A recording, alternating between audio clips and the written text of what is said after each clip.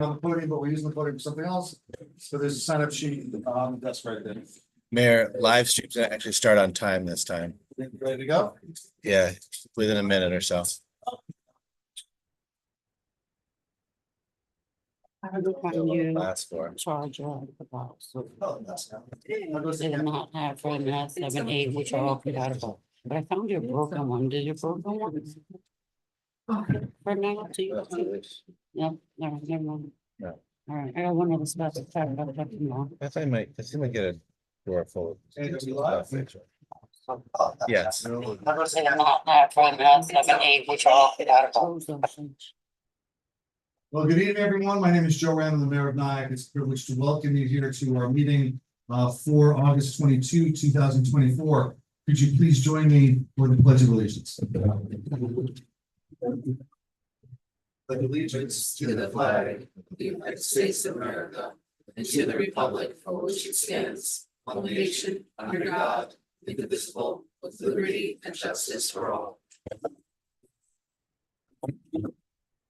Thank you all. We do have, as I mentioned a minute ago, we have an opportunity for public comment during the when we get to our action items, there'll be an opportunity for public comments on each action item, as well as an opportunity for public comments on any topic later on in the meeting.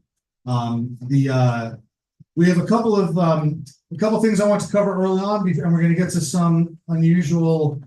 We don't have as many ceremonial events as we would like, but we happen to have 3 today of commemorations, proclamations that we were giving to some people and organizations very special to the community. I did want to make a couple of quick points. One is to congratulate the Chamber of Commerce on another successful exotic car night, which was last week. I wanted to let people know that the Summer of Soul event, the outdoor movie concert, it's a concert film that they're going to be playing out at the RP lot. It was supposed to be last Sunday. It's going to be this Sunday. I think the weather is going to hold up for this Sunday, so they'll be able to do it. And it's not just a concert, but there's a couple of other events going on with that as well. That sing along, and I think Bill Batson's doing there's a history of reloading Jackson Avenue. I also wanted to let people know we just finalized some of the preparations for the 9/11 ceremony that we do every year, which is down at the waterfront. I'll be at 6:30 on September 11th next month. And we're going to be having representation from the American Legion, from the fire department, from the police department, as well as from some of the relatives, the family of some of the people that we've lost in 9/11 or from 9/11 related causes. And also, last thing I wanted to my thanks to the Orangetown Police Department. There was a very, very difficult situation up on Francis Street by 6th Avenue earlier this week that could have gone very badly, and it was handled well by them. It was handled as well by representatives from Rockland County. Was it the ambulance corps was there? The ambulance corps of Rockland County was there, as well as I think there was either a SWAT or some other response team that was there from the county. We're very grateful for the work that they did on that. It could have been a tragic situation, which was avoided, and hopefully they'll find some resolution for the young man who was involved in it. All right, we do have a couple of 3 presentations that we're going to make for organizations and people from Nyackers. It's very special to the community. And I say we haven't done these kind of proclamations as often as we probably should. So that's why we're doing 3 in one night. But hopefully we'll find other opportunities to recognize some members of the community who have done extraordinary things. So I'm going to go up to the podium just so I can read off the proclamations themselves and ask for the representatives of the recipients to come join us, come up and take a picture and receive the proclamation. Our first goes to Emil Doria. The pronunciation, I got the pronunciation correct. Good, I'm glad. That's one of the first things you have to do when you do this. I'm going to read the whereases because I think I think they're all extraordinary, and I want to make sure that we get the full flavor of Mr. Doria and what he accomplished during an amazing and long lifetime. He was a Village of Nyack resident for 101 years and passed to his heavenly home on June 25th, 2024. He served as a member of Chelsea Hook and Ladder, number 2 of the Nyack Fire Department since July 7, 1942. July 7, 1942. 6 months after Pearl Harbor. Whereas he served for 3 years in the Navy during World War II as an aviation machinist mate first class in the Pacific Theater. He was a member of the First Reformed Church of Nyack. He was a member of the Bricklayers and Allied Craft Workers Local 5, New York City, and had 50 years of credited service. He was a member of the American Legion Post 310 of Nyack. Whereas the Village of Nyack, with deepest appreciation, posthumously recognizes the service and dedication of Emil L. Doria to his country, family, faith, and the Nyack community. And we have caused the seal of Nyack to be fixed this 22nd day of August 2024. I know somebody was coming up to accept the proclamation.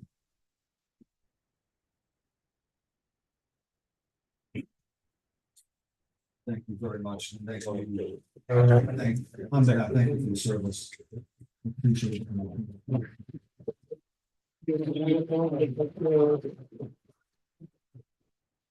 Ready with your place? Did you guys shake hands on this? Oh, I'll shake hands. Thank you. Thank you. Oh, it's the- Yeah, thank you. You ready, 1, 2, 3, go. Thank you very much. Thank you. And while I'm at the, while we're at it, I just want to thank, we have many members of our fire department here today. And I want to express, since we don't get you all in the opportunity in the room very often, I want to express on behalf of the board, and I'm sure they would agree with this, our deepest appreciation for the work that you do, and for the honor that you give us all, for the work, for all the work you do for the people of Nyack. So thank you very much. And I want to.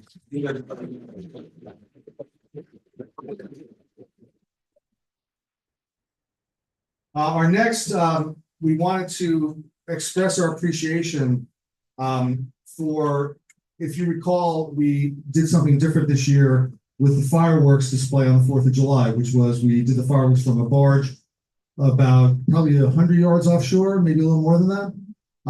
And the purpose of that was to allow for people to use more of the park, because when we blow the fireworks up in the park themselves, we have to have a safety zone so people don't get to use the basin, which they couldn't use this year because it was closed for reseating, but they were able to use the parking area and the viewing platform and all the other areas down by the waterfront, which made it a lot more interesting, a lot more fun for everybody. It was a wonderful show, and it would not have been possible without the help of the North River Shipyard and Ken Grave, who's here with us tonight.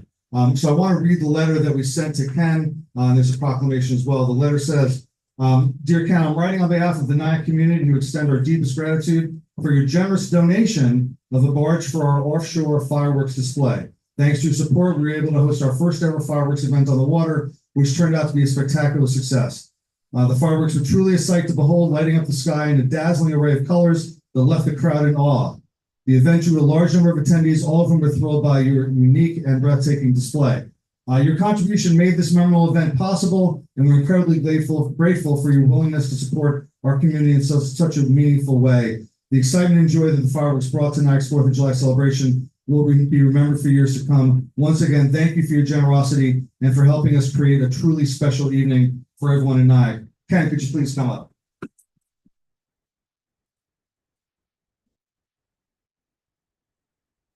Thank you very much. Thank you. Okay, love that. One sec. Take your glasses off. There you go. I'll Hold that. Something aside, man. Thank you. And we'll do it again next year. All right. You All got- right, thank you. Oh, we're good. It's fine. Oh, Thank you as well. thank you. All right. And also, while I'm thanking, I want to make sure I thanked, we have a number of people who also contributed. I just have the list here, so I have to grab my laptop. We had a number of people who were very helpful in the 4th of July fireworks. And I want to make sure I don't neglect to thank the fire department. Also did an enormous assistance. They had the truck there. They, in case anything had gone sideways. Orange Sound Police and the Orange Sound Police Auxiliary. NIAC, Ambulance Corps, DPW, which always does an amazing job. The Chamber of Commerce donated the porta potties that we had for people, and then DJ Marley Moore. I want to thank all of them. Oh, who else am I forgetting? The Rockland Sheriff Department's Marine Unit patrolled in the water. The Rockland Sheriff's Marine Unit patrolled in the water. Am I missing anybody else? Because this has come up before. I think We that's got it. everybody? Okay. But thanks, give a round of applause for everybody who was so wonderful. And we did the fireworks. And then, our final, set of certificates for the day, are for, and did you want to come talk about this for a second? Because I know this was something that was near and dear to your heart, as we started a program this year in the summer called the Ambassador Program here in Nyack. And why don't the four of you come up, who are, going to be part of this? And why don't you talk a little bit what they did? And maybe Kim. So I think we really need Kim Cross up there, because Kim kind of leapt into the breach here when the village needed a contract for overseeing a really cool new program where these young folks act as ambassadors on Main Street, helping people find their way, answering questions about parking, handing out flyers about tournaments and so on. So Kim, say a word or two about these wonderful people. We broke up into two teams and they've been out every day since just after the 4th of July. They've met with Orange Town Police Department. They meet weekly with Visit Nyack and Andy representing the village. They're about halfway through. The Heart is a Lonely Hunter as part of the research they're doing to understand about historical sites, written by Carson McCullers. And if you want to follow us on Instagram, there is a Wednesday activity, which is Where in the World are our Nyack ambassadors. And it's them in front of different historic buildings here in the village, and you can make a guess. We'll be doing a drawing of those names for prizes at the end of the month. All right, well, thank you, Kim, thank you for the. We want to get, we have certificates for each of the, four young people that are up here, today, so I want to make sure I give it to them. Give each of them a moment. Jamie Naranja. Jamie, here you go. Thank you. We'll take a picture in a second, but thank you. All right, we'll do each one of them. Sandra Alexander. Anthony Parker. Malachi Pierre. Thank you all very much. Thank you for your service and for being part of our first ever class. Want to come on? You want to right over here? And Kim, you should get in too. Yeah, no, it's not okay. Ready, 1, 2, 3. Fabulous. Thanks, guys. Thank you. Thank you so much. So thank you. Round of applause again for everybody. We're very grateful. We're very lucky here now. For the push this back in, push this back into place.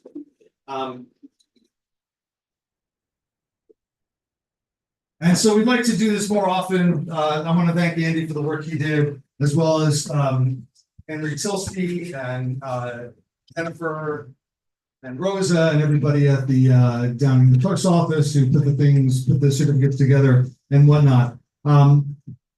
What I'd like to do is we have some public hearings starting at 8 o'clock. Before they start, I did want to take something out of order, just because we have some people here and it's going to be as a simple resolution that I wanted to make sure we did. And then I will give everybody, after we do the next resolution, Ken's already taken advantage of what I'm about to say, which is that we will take a moment to allow people, if they wish to, unless they want to stay for the audited voucher survey or for the public hearings that we're about to do, if they want to get on with their evenings, at which we would understand, we'll give you a moment. But I did want to take a moment to move up to, where is Taylor? What number is that?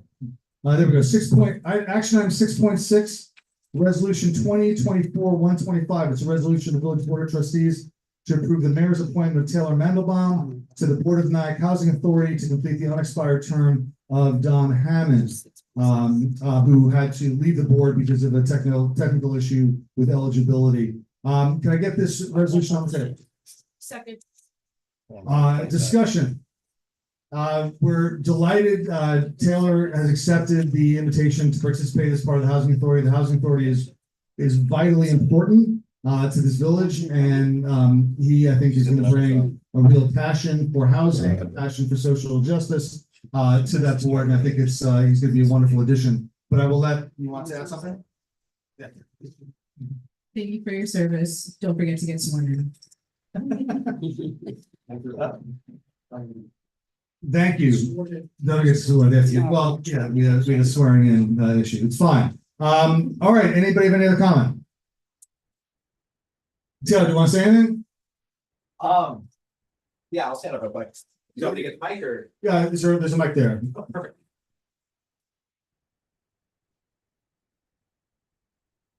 On? Now it's on. Yes. Okay, great. No, I just wanted to extend my thanks and appreciation for thinking about me and deciding that I am going to, and having the faith in me to kind of do what needs to be done and to make Nyack an even more wonderful place for folks of all socioeconomic backgrounds to succeed. I'm excited to get started. I have, I'm really appreciative for all of the existing board members, for Pastor Washington as executive director, and to be blunt, this is all tied in. Social justice is a core part of Nyack, and justice is not something to sit on the sidelines about. So I'm happy to get to work, and once again, just appreciate and thank you for having faith in me. Thank you, Taylor. All right, any other comment? All in favor? Aye. Any opposed? Motion passes. Congratulations, Taylor, and thank you for joining the housing authority. I'm looking forward to going to your first meeting and taking up 3 minutes of public comment, if I can. First time. And you're here with, just to introduce, This is my wife, Allie. Ally.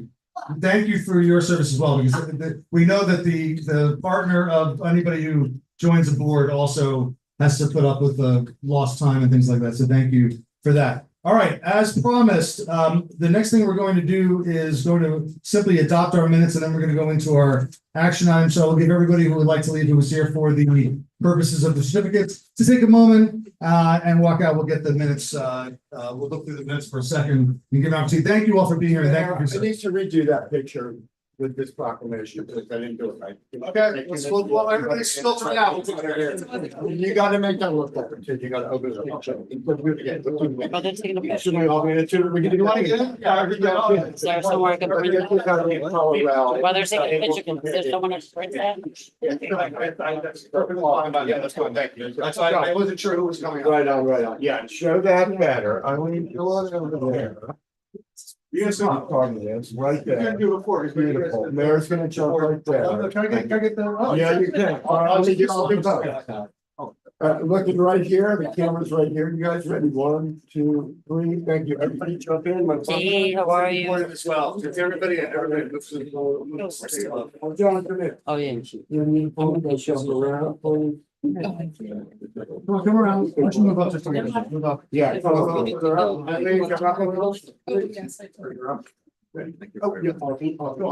Anybody else? No. For the mayor. Thank you. Go ahead, look there first, everybody look there.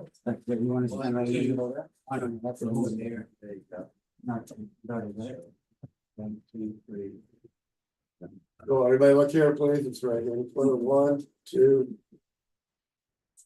3, very good, thank you. Thank you all for Thank your you, Mayor. service very much. Thank you. Thank you, board. Appreciate it.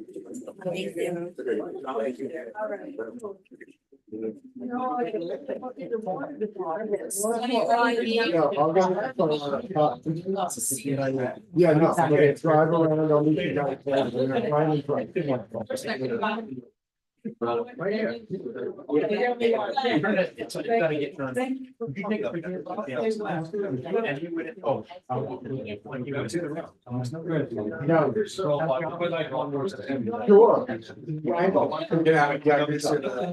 I'm sorry. Yeah. Oh, good, the fire department, you too. You're welcome, get in here and then I'll give you a hug after, fire department. I haven't seen you in forever. Well,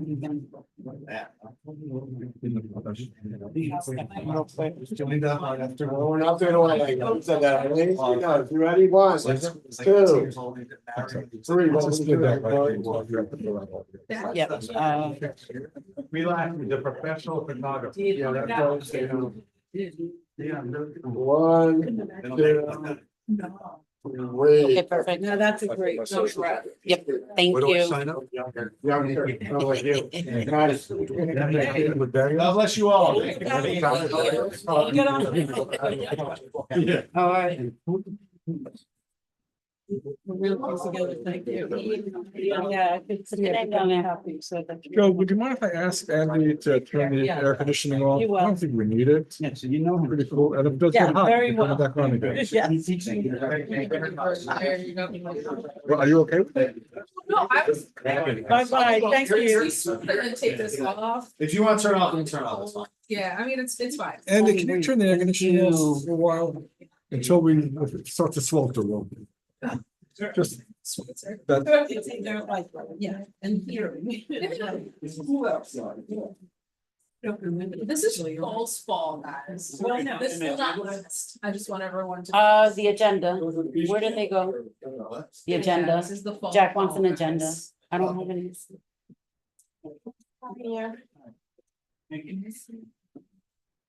Lisa, is Lori here? Lori was the letter that started the process.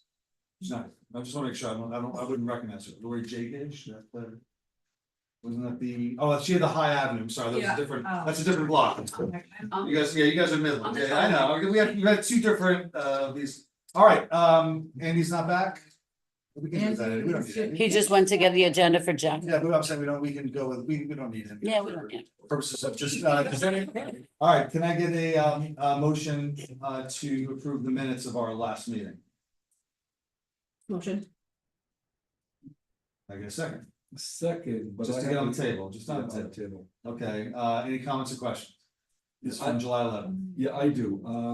Normally, the minutes, we're talking about resolutions, not only it has the motion, second, and vote, but also a summary of the comments from the board members. And I noticed the last minutes did not have any of those. So Didn't have comments. comments from board members. Are we sure we made comments?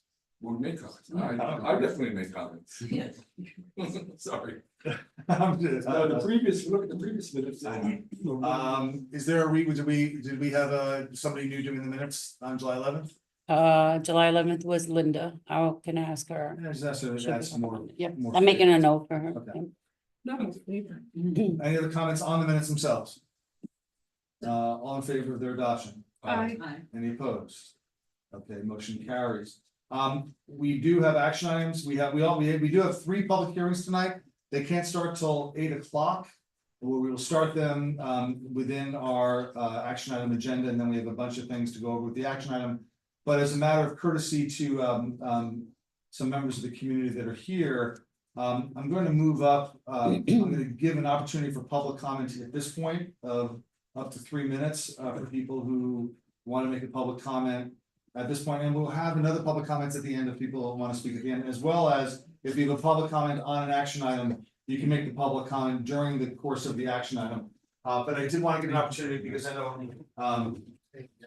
we have some people here to talk about a particular issue, and they don't necessarily need to get to do that. So want to come up and talk about the. You don't have to, but just I'm inviting you to.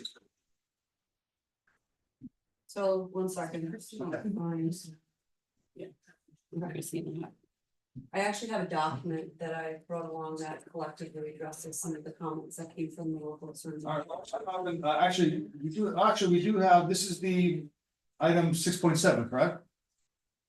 Yes. It relates to item 6.7, so let me do it this way, let's layer it into that, so I'm gonna skip ahead to action item 6.7, which is Yeah. resolution 2024-126, the resolution of the Board of Trustees to approve the placement of a stop sign at the intersection of North Midland and 6th Avenue. Can I get on the table? Motion. Second. All right, any public comment on this issue? Why don't we give the flavor of the issue? We've had some questions and concerns about some car accidents on Midland Avenue. People are speeding. When they get to at 6, there's no stop sign there.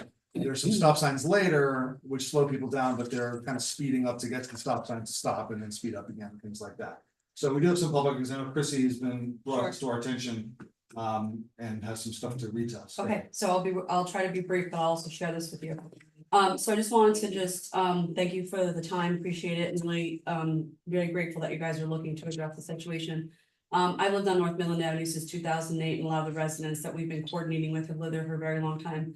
I'm just gonna give you some background and the scope that we want to limit this to, so. For many years, there's been issues with speed, and we've come to the board numerous times. The last time that we presented to the board was in 2012, where we came with a petition with a large number of residents to try to get us traffic calming or stop sign or some measure. A number of us, myself 3 personally, have had cars where they've been driven into and parked on North Midland Avenue. 7 in total with my neighbors, just in that corridor between 5th and 6th Avenue. So that's a problem, and that's an anomalous thing. So why is that happening? And so obviously living there, I can only give you observations, but and those are the residents, is that, you know, their speed is certainly a factor. There's no stop sign from Castle Heights Avenue and Upper Nyack to the border. And a lot of people race to make that light, and it goes the other direction as well, where the speeding comes, where people see the green light and they fly through. So it's pretty aggressive, the speed that goes through there. And even just the other day with the new speed monitor that you guys put in, thank you very much.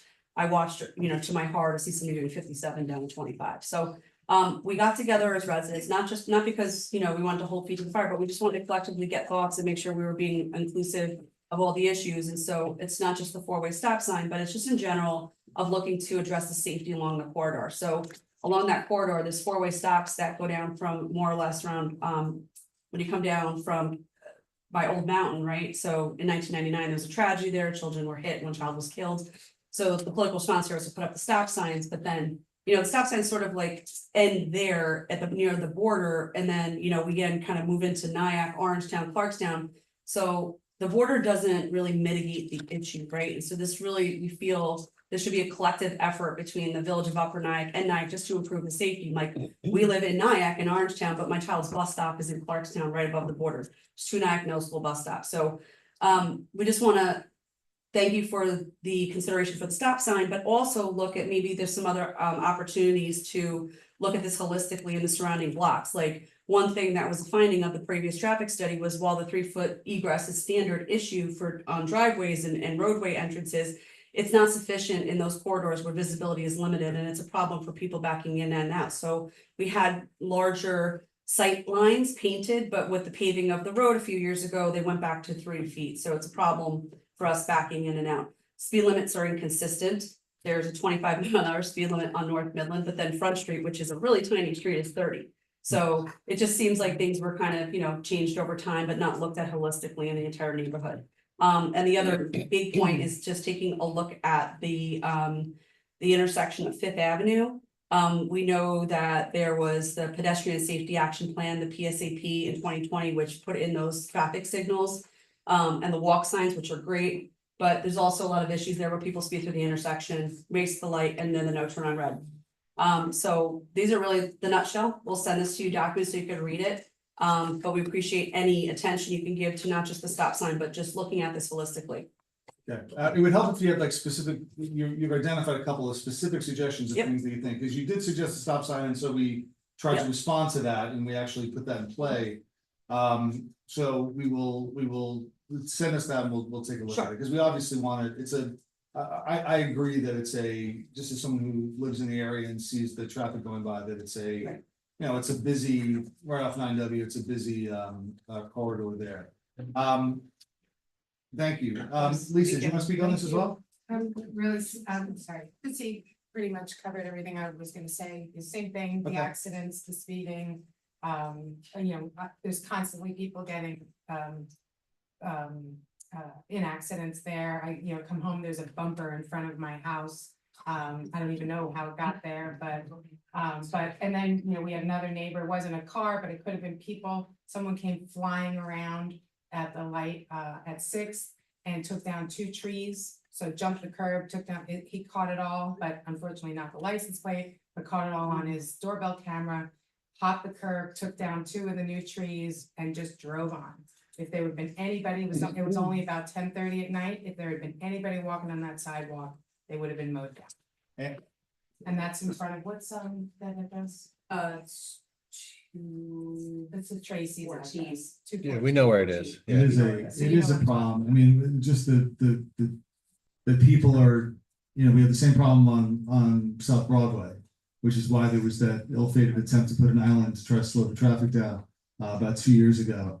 Less said about that, but I'm sorry I brought it up. But we have a not, Annie has explained to me, we have a not inconsiderable budget. There's a meaningful part of our budget is to replace light poles that get banged into by drivers that are driving too It fast and happens. driving out of control. And they take out a light pole. It happens all the time. So let's talk about this stop sign. We had talked about doing it. Are there any, it's a resolution that we make. Is there any obstacle, legal or regulatory or whatnot to us putting a stop sign there? I asked that question of the sort of the grandfather of highway management, which is Jimmy Dean, and he said it's a local law. If you have a reasonable basis for a decision, you're welcome to make a decision about putting a stop sign in. Any comments or questions on this? Well, one, I also live over there and it is pretty, like, you can hear it at night. I will have my windows open and all you hear is like zooming or tire skidding. Sometimes if you're walking over, there's just random broken glass like everywhere. It's very clear it's like window glass, so it is absolutely a problem. I also do remember that accident. I went to school with the surviving child, Ryan's younger sister. Wow. Yeah, and they really emphasized when we were younger the traffic safety in that area. But just like on South Broadway, they actually run parallel to each other. There's that gap on both ends, from the bottom of the hill to the top of the hill. So I definitely think it's worth looking at on 6. I know High Mount, I think that's more Upper Nyack, but that would there should be stop signs or some level of traffic calming in that whole area. And also, I mean, people are just very aggressive drivers. 30 miles per hour is the killing speed on a lot of these local roads, and our streets are at 25. So if we can get some consistency on that part as well, because we should have it. I know, the state has been trying to make it easier for municipalities to change the speed limits. So I think we should take advantage of all of that, including whatever grants and stuff. I know that we already take advantage of, but I agree, it's a problem. It's a problem on both ends. I've lived on, 3rd and Broadway, and it's the same thing, and it's the same thing up on 6 in that area. So, yeah, that's all.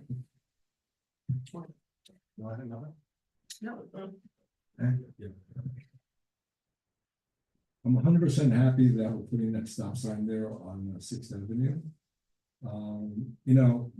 We can do whatever we can do, but you can't fix idiot drivers. I mean, you do as much as you can, but if they're gonna speed or they're gonna run stop signs and so forth.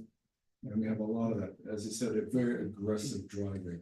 And we see that all the time. I hear it all the time. I'm on 2nd Avenue, I hear on North Broadway all the time, cars racing up and down. But I think a stop sign would be a first step. What I want to also recommend is we could talk to OPD to every so often to have a car there and monitor compliance.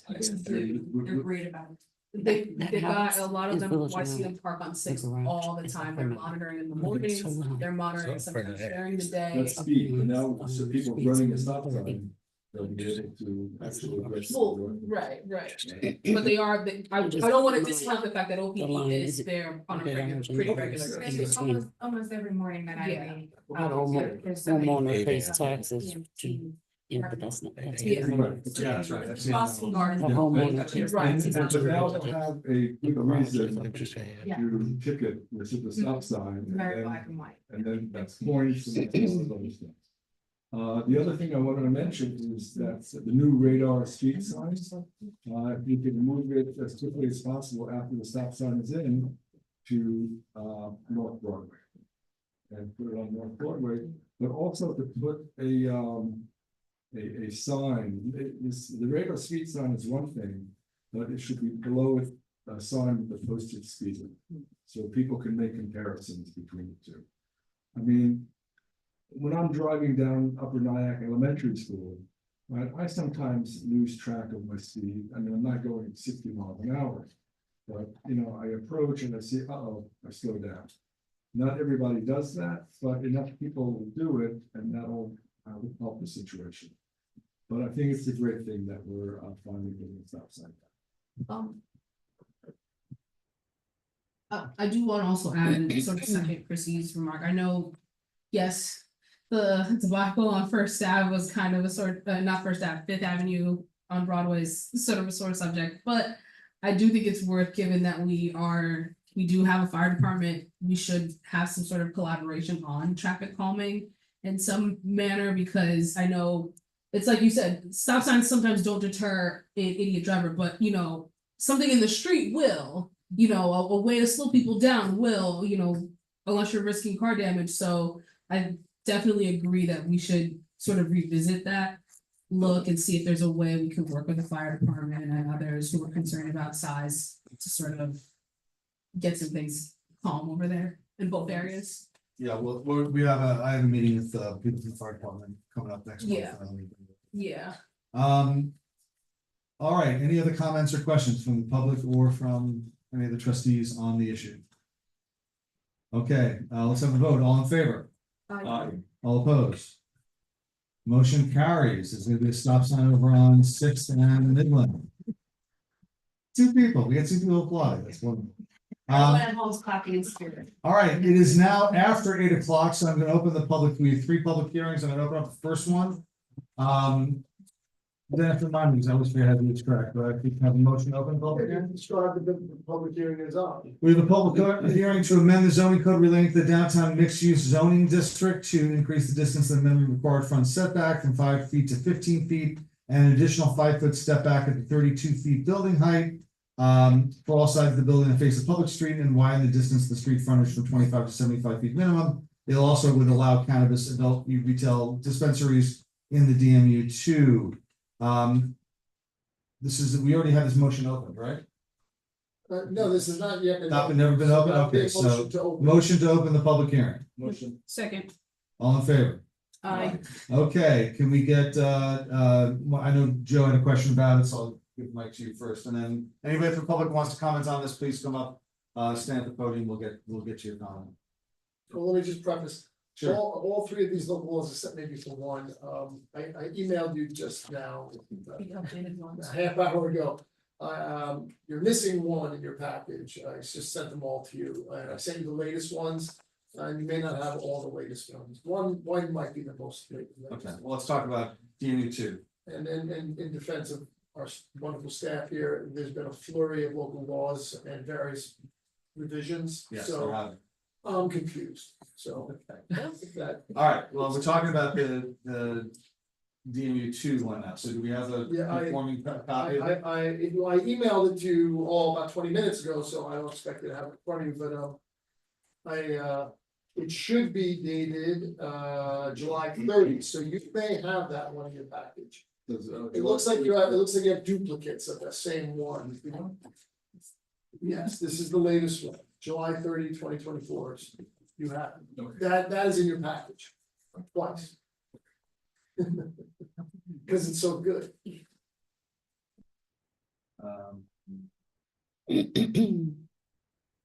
I don't believe there were any,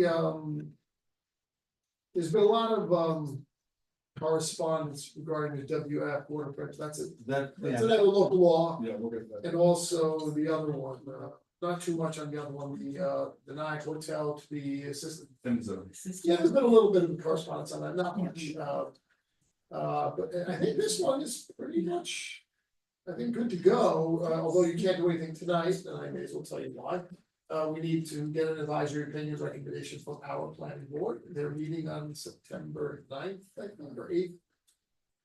Whatever, your meeting, I think, is on the 12th, so hopefully they'll give you an advisory opinion, put it together at the next meeting, and you'll have it by your next meeting. Okay. So you can't do anything to get that, and also the county's GML review report, we also get that. So, Is that for the waterfront zoning? all of it, what I tell them, I only applies to all 3, but we're only talking. So we're not gonna have votes on any of these, we're gonna have to continue the public hearing on all All of them. going to need while to we get continue, the- but you certainly can take testimony and have a discussion, and maybe Okay. by the next meeting. You'll have another version of every one of these local laws, but this one, I have not had any correspondence about, so this. It's pretty much the final Subject version. to the public and your own concerns that you might have some issues with, this might be good to go. Joe, your question. Yeah, my question is not on the amendments that we're talking about here, but in general on the bulk tables for the DMU two. And this is a little bit confusing. So the building height is 40 feet. Is this, He's talking about the DMU, he's not talking about the rest. In the bulk table. The bulk tables, the DMU. I don't have it in front of me, but if the bulk table is intended to be amended by this, Well, that's what I want to know. it should be reflected in the local law, so which, The DMU two, right, height, building height and building stories. okay, So it's 40 foot right. and 3 stories. I don't, Is there a my way? recollection, is I don't remember that being tweaked, No, it wasn't tweaked, but my question is a basic question. Understanding. So all the buildings that have been put up there are 4 stories. I think they're still 40 feet, but they're 4 stories. Is that by special permit? Are they allowed to go to 4 stories? I don't know. It wouldn't necessarily have to be a special permit, would it? It could be the planning board would approve it. I would have to go through the code to see, because the bulk table isn't the sole story when it comes to zoning, there's often little like footnotes, you know. Incentives. And there's other provisions that affect what it might say in the bulk table, so although the bulk table may say 4 stories and 40 feet. There might be like these notes down here that say, you know, that's subject to special permit by the village board of trustees or something. Is it possible to get an analysis of how a building, a 40-foot building can go from 3 stories to 4 stories? Well, I think you said it says 4 stories in the bulk No, it table. says. Oh, it says 3 stories. 3 I stories. misheard, I'm sorry. Let me suggest this, because this doesn't have to do with the actual change in the law, which we're not gonna vote on tonight. Anyway, because we have to get the opinion from the county as well as an opinion from we got a recommendation from the planning board as well. Why don't you raise that question in a written form, because it's a good question, raise a written form to Bob. Okay. And then maybe, are we allowed to communicate with the planning board? Sure, yes. Okay, so you could copy the planning board to say, because they approved these other buildings, so the question would be. I would start with Bob and or Manny, maybe Manny, although Manny may not have been around when those 3 to 4 story buildings were constructed. But he can certainly look in the buildings, particular buildings property file, and there should be a record of, you know, with planning board, the ZBA, or the village board did when those buildings were approved, so I would start with Manny. Okay. Maybe a simple, quick answer right there at the top of the file. Okay, and well, let's get back to, do you have any questions about the? No. We've been through these changes, these proposed changes to the DMU two, which is the area on, mostly comprising the area of Upper Main above Franklin on both sides, and the purpose of these proposed changes is to reduce the canyon effect that was created by some of the buildings that Joe was referring to. It does increase the setback and then an additional setback up at 32 feet to allow for a terrace, to allow for a little bit, as you go up higher, the building recedes a little bit from view. We also, as part of that, there had been, I think, just an oversight when we had approved adult use retail dispensaries, that we allow them in other zones, but not the DMU2, so we're correcting that that oversight in this legislation. Any comments or questions from the board? Anything else? Any comments or questions from the public? All right, so we'll just continue the public hearing until, Yeah, motion that makes always nice thing to have. can I get a motion to continue the public hearing to our next meeting on September 12th? 7 o'clock, yeah, here in Village Hall. 8 o'clock, the public Oh, hearing will be the at 8. meeting's at 7, so you won't. Meeting's at 7:30. So let's take that, We always do it at 8, right? whatever you said was good until I interrupted. Motion to continue the public hearing until Thursday, September 12th, our meeting at, and we'll do the public hearing at 8 p.m. at that meeting. Can I get that motion? Second. All in favor? Aye. Okay, continue that, consider that continued. The next 8:05 public hearing, can I get a motion to open the public hearing on the manufacturing zone, a local law to amend the zoning code relating to the manufacturing district to allow special permit use for retirement homes, nursing homes, and assisted living facilities and multifamily dwellings. Can I get that? Can we start the public hearing? Second. All in favor? All right, the motion is now open for discussion. Do we have any comments or questions from the public? Any comments, or questions from the board? Sure. I just want to say, I mean, we could talk about it and everything, but I'm not thrilled of the idea of proposing a retirement home or a nursing home to that in that area. I know we're reading about it, I'm looking at that, I know that, you know, it's zoned or whatever that can happen, but at this time, I'm just not in favor of a assisted living or a nursing home replacing that hotel. Mayor, the topic is represented by Attorney Amy Mealy. Did you want to speak? Yeah, I don't want to take up a lot of. Amy There's a microphone, your name? Mealy. Amy Mealy, I'll write it down for you. Oh, perfect, thank you. Sure. Good evening, everybody. Can you hear me? Sure. Hi, my name is Amy Mealy. I'm of counsel to Ira Emanuel on this application. He couldn't make it. And I'm also here tonight with Greg Hans, who is from the applicant, their office. So as we put forth in our narrative, we are not looking to change from the hotel use. We want it to work.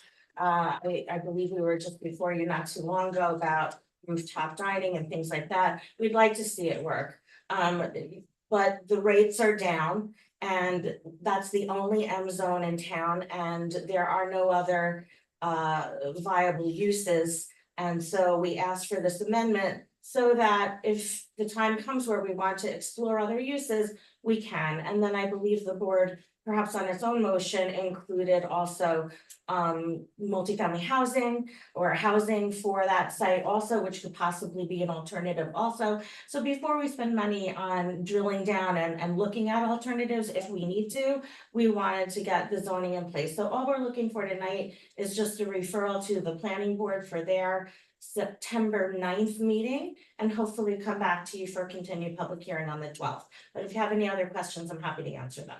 Well, it's already been referred to the planning board. It's Oh, part of has. our process. Oh, okay, I'm sorry. So didn't know. you didn't need to ask for that, but it's already, I think, on their agenda. Okay, perfect. But you're certainly welcome to attend that meeting. Yes, I'm sure we will. Thank you so much. The Dennis, remind me just of the process. So they've said, and we've had a couple. It does need to be referred But by it's- the village board, not by you, not by the applicant. No, I wasn't sure, but anyway, No, it's been referred I by. didn't hear a motion on the previous motion to refer it to the planning board. You probably did it when Ira was here, which makes sense to me, so. We did, when we schedule the Public public hearing, hearing, we we adopted part of resolutions. I tried to remind us, and sometimes I forget, that we should include in that, we refer to the planning board, the Rockland County, planning department for the DML review, so. Okay. We did do that. Okay, thank you very much. We did. Okay. thanks for Okay, clarifying. I want to ask about the process that, 'cause I want to address and see if we can. Just some of the concerns that were raised by Donna, because I agree that I think it would be a real loss for us to lose a hotel for any kind of assisted living facility. So it's not something that we're eager to do. I am generally also, though, ill-disposed toward having zoning restrictions that prevent someone from using their property to what they think of as the highest and best use, particularly in a situation like here where it's just a very narrow zone that really only affects a couple of parcels. My question to you is, let's say that we approve this. And let's say we get a referral back from the planning board and we approve this in our next meeting. Is that our last bite at the apple in terms of if we wanted to do something, if they were trying to go forward with this, there has to be a whole process they would have to go through with the building Definitely would have department. to go to the planning board, certainly the building department. Yeah, that's planning board. Definitely the planning board, I'm looking here to see if it's by special permit. It is, I'm looking to see which board. It has an S, it's in section 3 of the proposed local law, you see that S in section 2 and section 3? Yeah. That means special use permit is required. Which usually means the village board proceeds, but, it could be the planning board, not usually though, in Nyack. But I have to look at the. I believe it is of this board. I will try and double check and get you an answer before the end of the public hearing, but in any event, it could be the village board. So, Like- so my point would only be to say that, we still have a say in whether we would allow it to go forward. If the special use permit is required to be reviewed by you instead of the planning board. It definitely has to go to the planning board, I shouldn't say definitely, in all likelihood for site development plans, let's go to the Yes. planning board. Special use permit, my inclination, educated guess, is it would go to you, but it's possible it could be the planning board, even the zoning board of appeals on occasion has jurisdiction for special. Well, let's Depends try. on what our code says, but probably not the ZBA. Maybe the planning board, more likely you for the special. All right, well, let's try to get an answer for that for September 12th, because I think that the idea of sort of approving the sight unseen and then we can't do anything when. Especially because the representation that's being made is that this is a matter of due diligence more than a matter of going forward and we're about to do this, so I think that would make sense. The any other comments or questions? Yeah, I just want to say that I agree with Don. I mean, we certainly wouldn't want to see the senior residency, retirement home and so forth, assisted livings, I should say. And I don't know why we're putting the cart before the horse here to already change the zone when there isn't an actual proposal on the table. Hotel operators. That can answer the question. The answer to the question is that it's gonna cost them thousands and thousands of dollars to actually research whether this is feasible from a business standpoint. And so they'd rather not, they're asking for us, can we at least be advised as to if it's a permissible use before we go and we spend all the money researching as to whether it's something that we should even consider. Did I say that right, Greg? Yeah. Greg Hans is Hans or Hans? Hans is here. He's one of the people from Hotel Nyack, and we've talked about this before. And he told me that they were planning on doing this months ago. That this was something they were considering, but the way it's always been framed is that it's a matter of they're running a business that's doing well, but not as well as they would like it to be doing, and so they're investigating options, and this is part of investigating options, but it's not as easy a matter of just simply saying, all right, let's spend $5,000 on a feasibility study. There's some costs associated with it that they would like to know that it's open. My inclination, as I said before, is just that I don't think I get to say somebody who doesn't want to run a hotel anymore. Hey, you have to run a hotel even though you don't want to. You have to run this, and you can't run this other thing, which the market would want people to have. If that's what people want, they want nursing homes more than high-end boutique hotels. But I will also say, Greg, I'll just say that one of the reasons that there is some concern on the board is because Hotel Nyack is such a vital part of our community and such a valued business in our community. So that's it speaks well to you that you've made yourself so indispensable that we wouldn't ever want to conceive of losing you. But we'll continue the public hearing to the 12th. We'll get an answer to Donna's question from them, and then we can take it up again then. Does that make sense? All right. I'd like to find out more in terms of like what the special permit review would include. Yeah, We don't have to answer it now. Let's do it on the 12th. know I'm going to try to have an answer. Well, I do- tonight. During the meeting. I'll research it. Yeah, one, I definitely wanna, Yeah. if I would definitely wanna firm that up for not just a special permit use for this area. Or, anytime we need a special permit, that it should be explicitly stated to come to the village board, but I also am in agreement with Donna and Jen that. I don't wanna see an assisted living facility or nursing home there. I'm wondering if maybe that language specifically, I'm fine with multi-dwelling units as we do need them, we do have a housing crisis, but. That language I'm concerned about, and I'm not sure I'm gonna see it in I'm fine with kind of an opening of things, but just not to those two specific uses. That's just what I'm. What's the aversion to those uses? I just don't know. My version at the moment is we need more housing for people to just sort of live here in general, and affordability is definitely something I see. I recognize that we do also have an aging population, but there are tons of senior housing that's cropping up all over the county. I mean, the county is approving massive amounts of senior home housing. So I don't feel as though that's not a need that's not already being fulfilled on a countywide level, versus the need for more affordable housing for more younger families, younger people moving in, where that is not necessarily being addressed. So that's more my concern, but I am still, not to say I don't want to hear what the review of the planning board and everyone else is, but those are just my current concerns. I'm gonna just clarify that they didn't come to us to ask for a multifamily designation.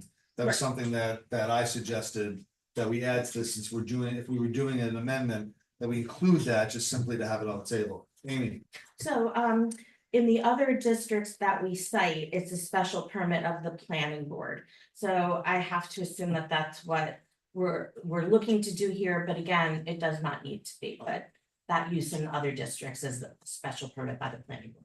Can we take two things? Sorry. Is it possible to get a sense of the board about what we might be willing to do? We go through all the whole exercise with the planning board and so forth, and so if a situation does come up, they can come to the board and we can make a decision then. That's what I'm thinking of, number one. And number two is, can we, I just said that, can we already get all the provisions so that we make a decision?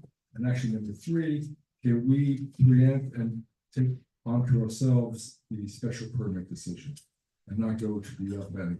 that's what we're gonna find out next time. You can do anything you want, so long as it's within the bounds of constitutional law, and so yes. I don't know, I guess I remember, Mr.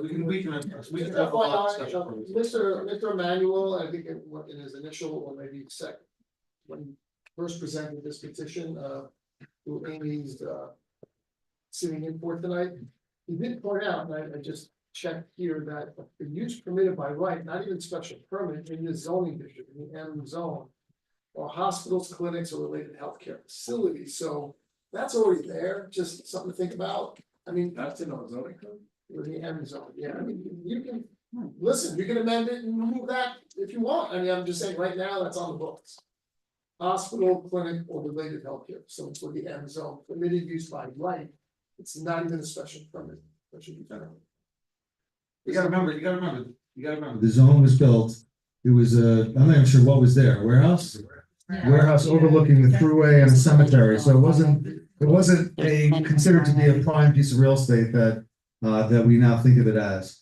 Yes, Any, Mr. Emmanuel mentioned that in his petition documents, I remember.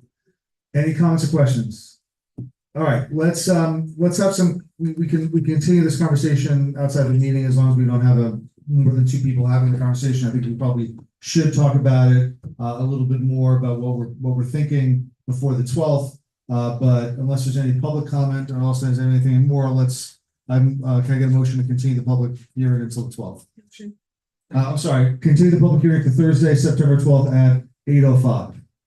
Motion 2024 here. 2024, here in this building. Motion, second.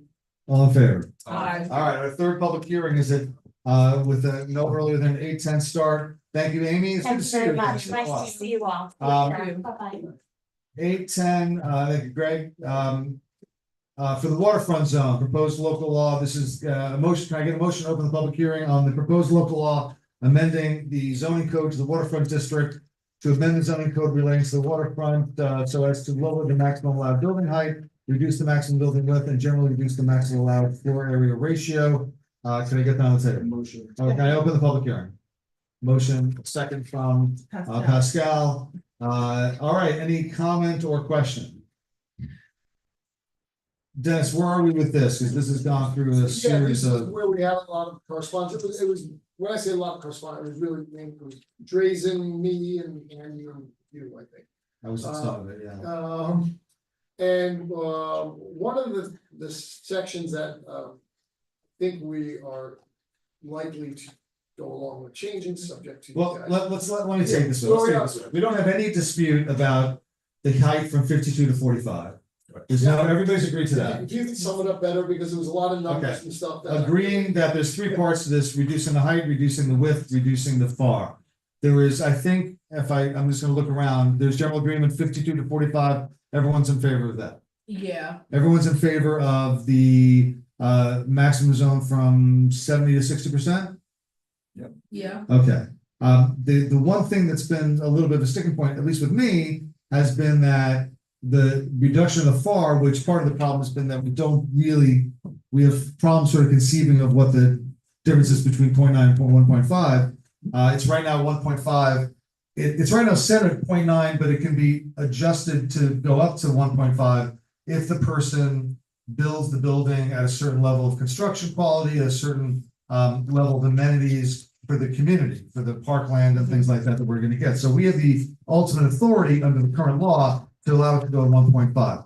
There was some thought of shifting the language so that it defaults to 0.9, sort of just changing the emphasis, see if I've got this correct, that it goes to, instead of being, it can go up to 1.5, it's 0.9, but we have the option to raise it to 1.5, given if they've been, which, and I think the language with this, which is always with the special permit, that we have the authority to grant based on the criteria that are already set aside and which are very, I think, pretty exacting about what they do. I think that's the trickiness is sort of making that language work, but I think we've sort of got that resolved. The other thing that came up was, would it apply retroactively? And I think the idea was that we were concerned that if we tried to apply retroactively, we'd be having the same lawsuit we would have had if we had not approved the building permit from. That wasn't so much of an issue because it was just a matter of the language. Instead of it making you're talking about the exemption. I'm talking about the exemption for existing. Right, so instead proposal. of making the exemption specific in the version you're looking at now, and it is the latest version, I made it very specific to this one project. Because that was always what we discussed, and there were no other projects on. That would have been grandfathered in, yeah. That we even now are contemplating would be exempt from the new amended waterfront zoning code regulations. So it was suggested that we draft it more generically in a way that summarizes what exactly, why is TZ Vista, why would it be getting this exemption? And you all know the law on it, you've heard me give encyclopedic emails on it. And I redrafted it, you guys have not seen it yet, but it's just been between me and Joe and Andy and maybe Drazen. And so I came up with language that is generic and it basically summarizes, it's really very short. I could read it to you if you're interested, but. Well, let's suggest this since we're not gonna vote on it tonight anyway. So the language this is is- generic, wouldn't be specifically exempting the TZ Vista project that was approved in 2017. It would be exempting, have all that. Any language, approved with project, building permits issued and construction expenditures outlaid, et cetera, so. And again, it would, taking my generic language, the only project that I'm aware of that would apply to. Yes, but I revised it drastically, that's the root of it, but it's been cleaned up drastically. alright, here's what I like to summarize where we are in terms of consensus. Consensus on 45 feet, consensus on 60% width. We are consensus on defaulting to 0.9 with the opportunity to go to 1.5 by special permit by jumping through the hoops that we put up for them to jump through, the things that we want to get done if we're going to get done more far. And then 4, we're general approval of the fact that for the same reason that we approved the building permit issued, that was because there had been work, all the stuff that Dennis talked about. Constitutional stuff that work had been done in reliance upon the building permit that had been issued. For the same reason, if we turned around and now changed the zoning to now render the proposal that's already been approved, render it now non-compliant, we'd have the same lawsuit issue. So are we okay with that? Okay, so we're general agreement on that. It's a matter of getting the wording. Let's get the new language. You got new language in our mailbox now. No, well, you do. You said you mailed it out to everybody. Oh, no, not section 6, the exemption we're talking about. No, only you have it, Joe, Drazen and Andy, so obviously Drazen. I got three amendment attachments here. Can I just ask why is Drazen? Yeah.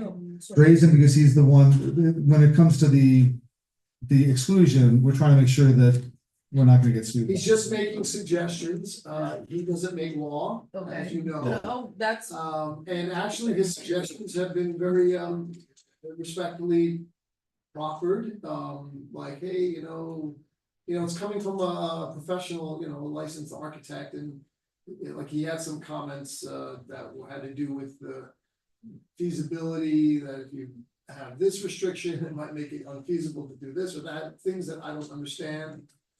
Dennis, I just wanna clarify that you sent an email. It was architectural, construction stuff. Right, But yeah, can I that's just think, do we, so I know that he's an architect and he knows all this stuff, but. I mean, we have someone on our side as an architect also that would be able to say. Because what I'm hearing is that, yeah, that's more of his wheelhouse and not ours. But is somebody else in on the conversation on our side as an architect that can speak to what he's saying and say, yeah, this is true, or maybe No, not? we have Manny, our building inspector, and we have our village planner. Yeah, he does have an agenda. Yes, of course. Right, no, and that's Well, my. Please don't misunderstand me. No, I'm not. We have I'm just asking conversations you with a outside question. parties all the time that are lobbying their legislators that the public are entitled to do. And I was in on the thread and I offered my legal opinion on certain suggestions but I did defer to Manny or Bob saying, look, this is like technical stuff that Donna's, mentioning. This is not really legal stuff, it's legislative policy or, planning things that, yeah, you're right, maybe. I don't think it necessarily needs for us to hire, we don't need to hire. Well, because the issues aren't architectural in nature, these are not architectural issues that I they're think talking. crunching. I'll send you all the emails that. Yeah, no, I get that. It's kind of like, I I'm just just want kind of to- going back to it. I'm a little concerned given the nature and He's the been, community concern of TZ Vista. he's been lobbying to make sure that the issue that he's been involved in has, at least in this part, has been involved with how the exclusion is gonna be written, because he's trying to make sure that it gets written in a way that that he's gonna be grandfathered in. Right. And we're trying to do that, so it's not as if he's trying to suggest to us, here's one way to do it. I will say this, he did suggest something that I said, no. There were two focuses. He wanted to make it so that we've said very clearly that the building proposal, the proposal that you made in 2017, which was approved all the way up the line, up to the village board level, that proposal, you can get a building permit for that because you've not changed in any material way. He then was arguing that the grandfathering of these terms should grandfather in even if there are any changes to that proposal, and we said no, that we said no. Yeah, no, it's insane. That they can, that if the proposal changed in meaningful way, that they had to go back to the beginning, that he wouldn't necessarily get the benefit of that. That's the point. Yeah. So he's lobbying for it, but it's not, they're legal, he's not giving us a definition of FAR that we're like, oh, well, this sounds right, no, he's not doing that. The exemption part is worked out, like you said, then the other aspect of his lobbying had to do with the technical stuff. He mentioned leads or something, I don't know. Yeah, the lead and also this is his writing. The red. Red writing, you see all that, so I mean, I take that with a big grain of salt. But if you read it, it's just. Dennis, I just want you said something. All Alright, is everybody good on this? Yeah. Let's continue it on 12. It is. Alright, Dennis, I just wanna, just to clarify, you said a minute ago that I had got a copy and but you said you sent to us at 7:31 copies of all three proposed laws. Yeah, not this, what. You sent us all three proposed I laws. did, but Okay, the latest revised section 6 only of the waterfront zoning amendment, you don't have. that's not in Nobody attachment has it, C. Except me, Drazen, Okay, Andy. alright, so send it out to everybody. Okay. Thank you. Right now. Yeah, send it out to everybody right now. Alright, so we're gonna get that right now, so the thing that we're talking about now, we're gonna get a copy of it. right now. Okay, Yes, thank thank you. All right, any other comments or questions before we continue the public hearing?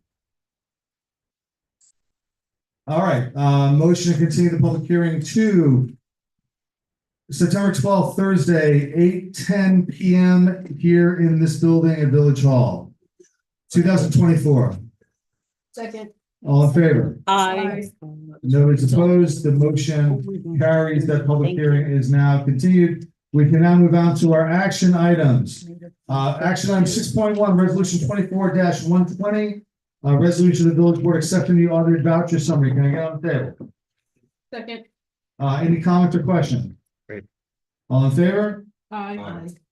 All opposed, motion carries. 6.2, resolution 24-121. To authorize the scheduling of a public hearing to consider a proposed local law that if adopted will opt the village into the New York State good cause eviction law. Can I get it on the table? So moved. Second. Everybody's eager to get in on the action. Any comments or question? We're gonna have a public hearing on the 12th, September 12th, 2024. That one's at 8 p.m. Wait, Let's switch it to make it 8:15. 8:15. All right, can I make a motion to amend the time to 8:15? Motion. Second. Okay, all approved to add that to the resolution? Aye. Okay, so now we have the resolution says 8:15 p.m. since we have other public hearings that day. Any other comment or question about this? This is basically New York State passed good cause eviction, which restricts rental increases to 10% or 5% plus the rate of inflation. It's currently about 8.5% is the maximum rental increase that can be adopted. There are certain exceptions. We do have the version that we're going to look at that's in our packet does have a very helpfully from Dennis. He highlighted blank areas that we have the opportunity to be able to set distinct for NI. There are two areas of flexibility in the law that we can set. One of them has to do with the income level, which there's a phase out at an income level, and there's a restriction. It won't apply to landlords who have a certain number of buildings, I believe, a certain number of buildings. And we can set the number of buildings and we can set that income threshold, which we'll talk about in the next 3 weeks before we have our next meeting. So we'll be doing that. Any other comments or questions? All right, all in favor? Aye. All opposed? Resolution passes. The motion, the public hearing will be set for that date at that time. 6.3, resolution 2024-122, approving a permit application for a street closure on North Broadway for a dog fashion show. Mayor. What the people have been asking for. Can I get on the table? Oh, No, get it on the table. get on the table. Can I get on the table? Motion. Second. Okay, Andy, Miss Wade has asked for a different date. a different date, okay? She feels like she doesn't have enough time to plan for the September 21. She wants to push it to the spring. Oh, okay. She's got Tom Schneck's support on that. We looked at a number of different dates and we arrived at April 26th. It's well after the Spring Fest. It doesn't seem to conflict with any annual event that I've seen in calendars for the last few years. April 26th to Saturday? Yeah. Anybody have an issue with that? No.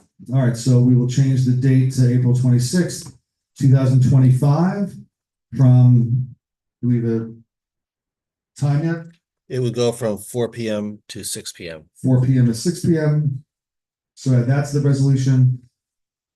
Okay, this is something that she's been trying to get put together for a while. It's literally a fashion show that will involve dogs and the fashions, and it's a very ambitious program.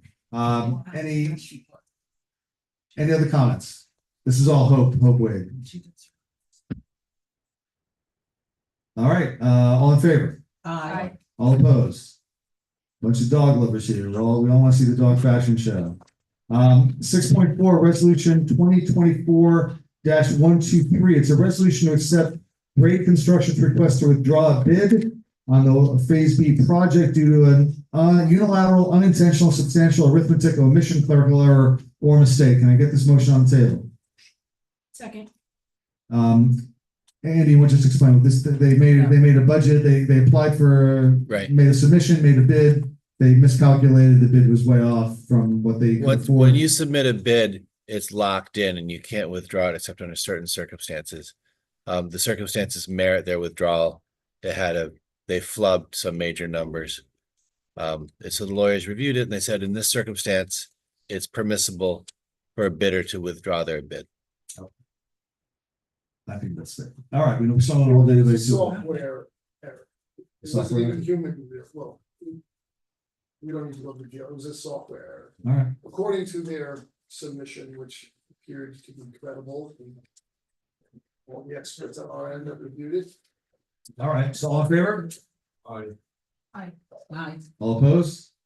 Motion carries. They're off the hook. 6.5, resolution 24-124 to authorize the allocation of 25% of lease revenues from the cell tower located at water treatment plant to the water fund. Can I get this on the table? So moved. Second. All right, discussion, comment. Any public comment on this? Sure. okay, I'm opposed to this, and I'll tell you why.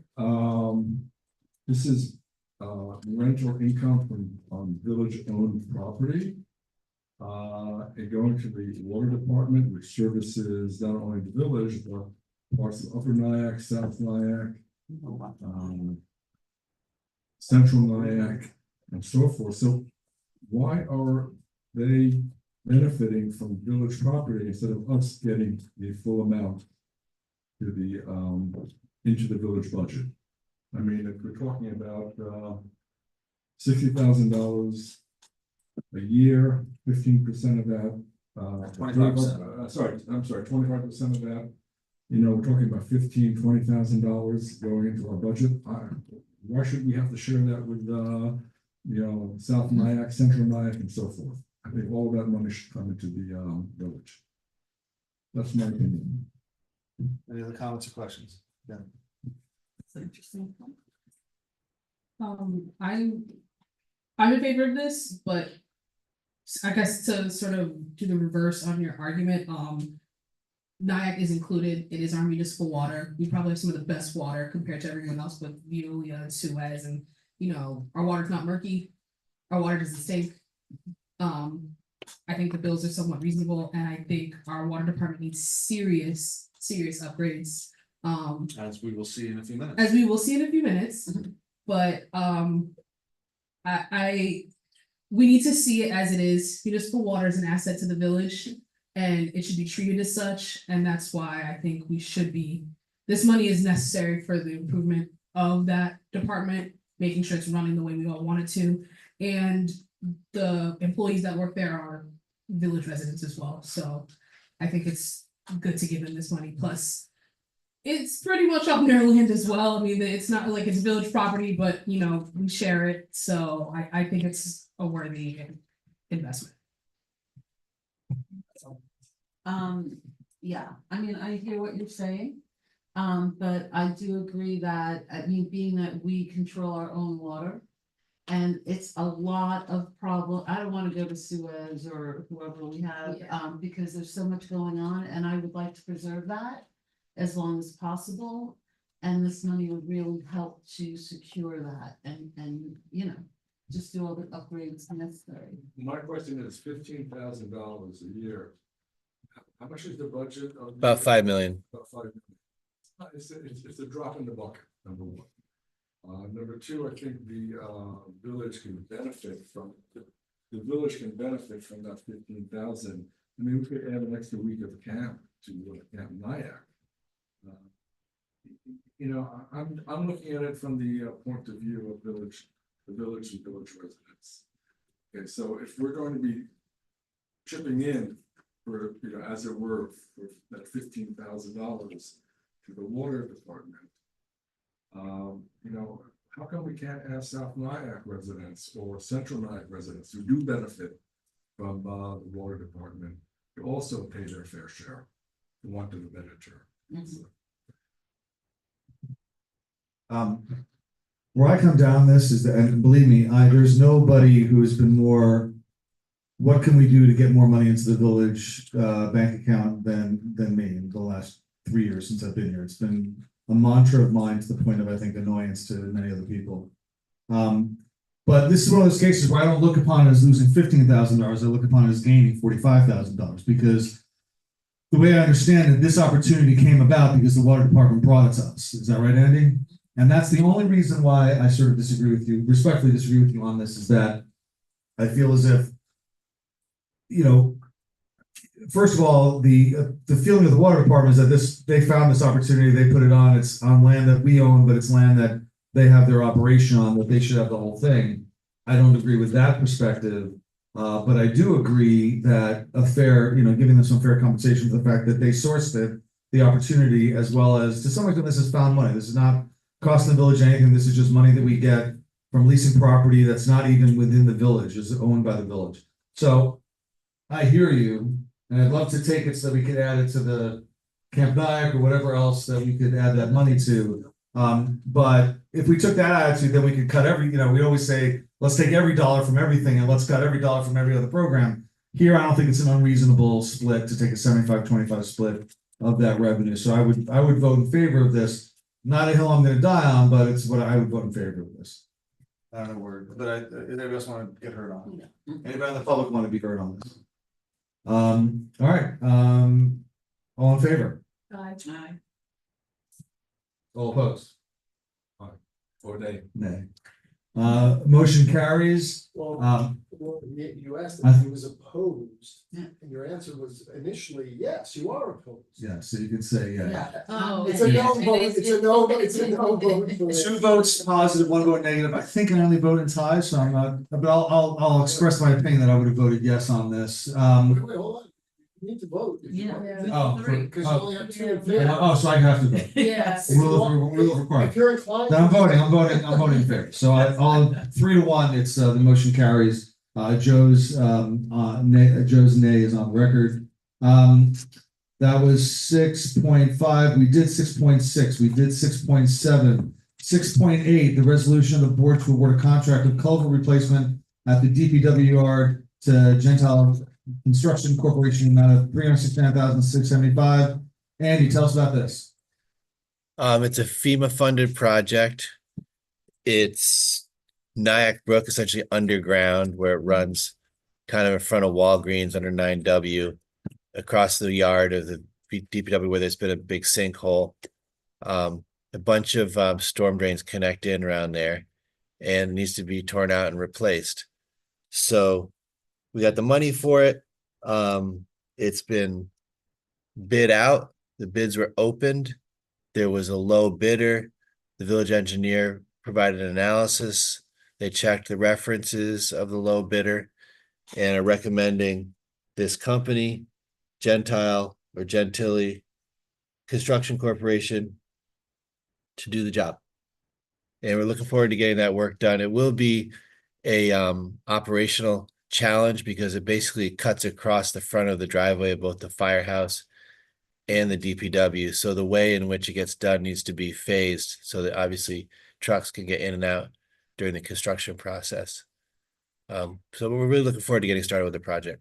All right. Any comments, questions?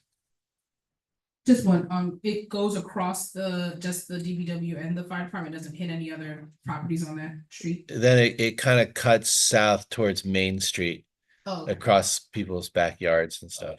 and, okay, It's all underground. okay. Well, actually, never mind. It's Okay. not. Any other comments or questions? All in favor? Aye. All opposed? Motion carries unanimously.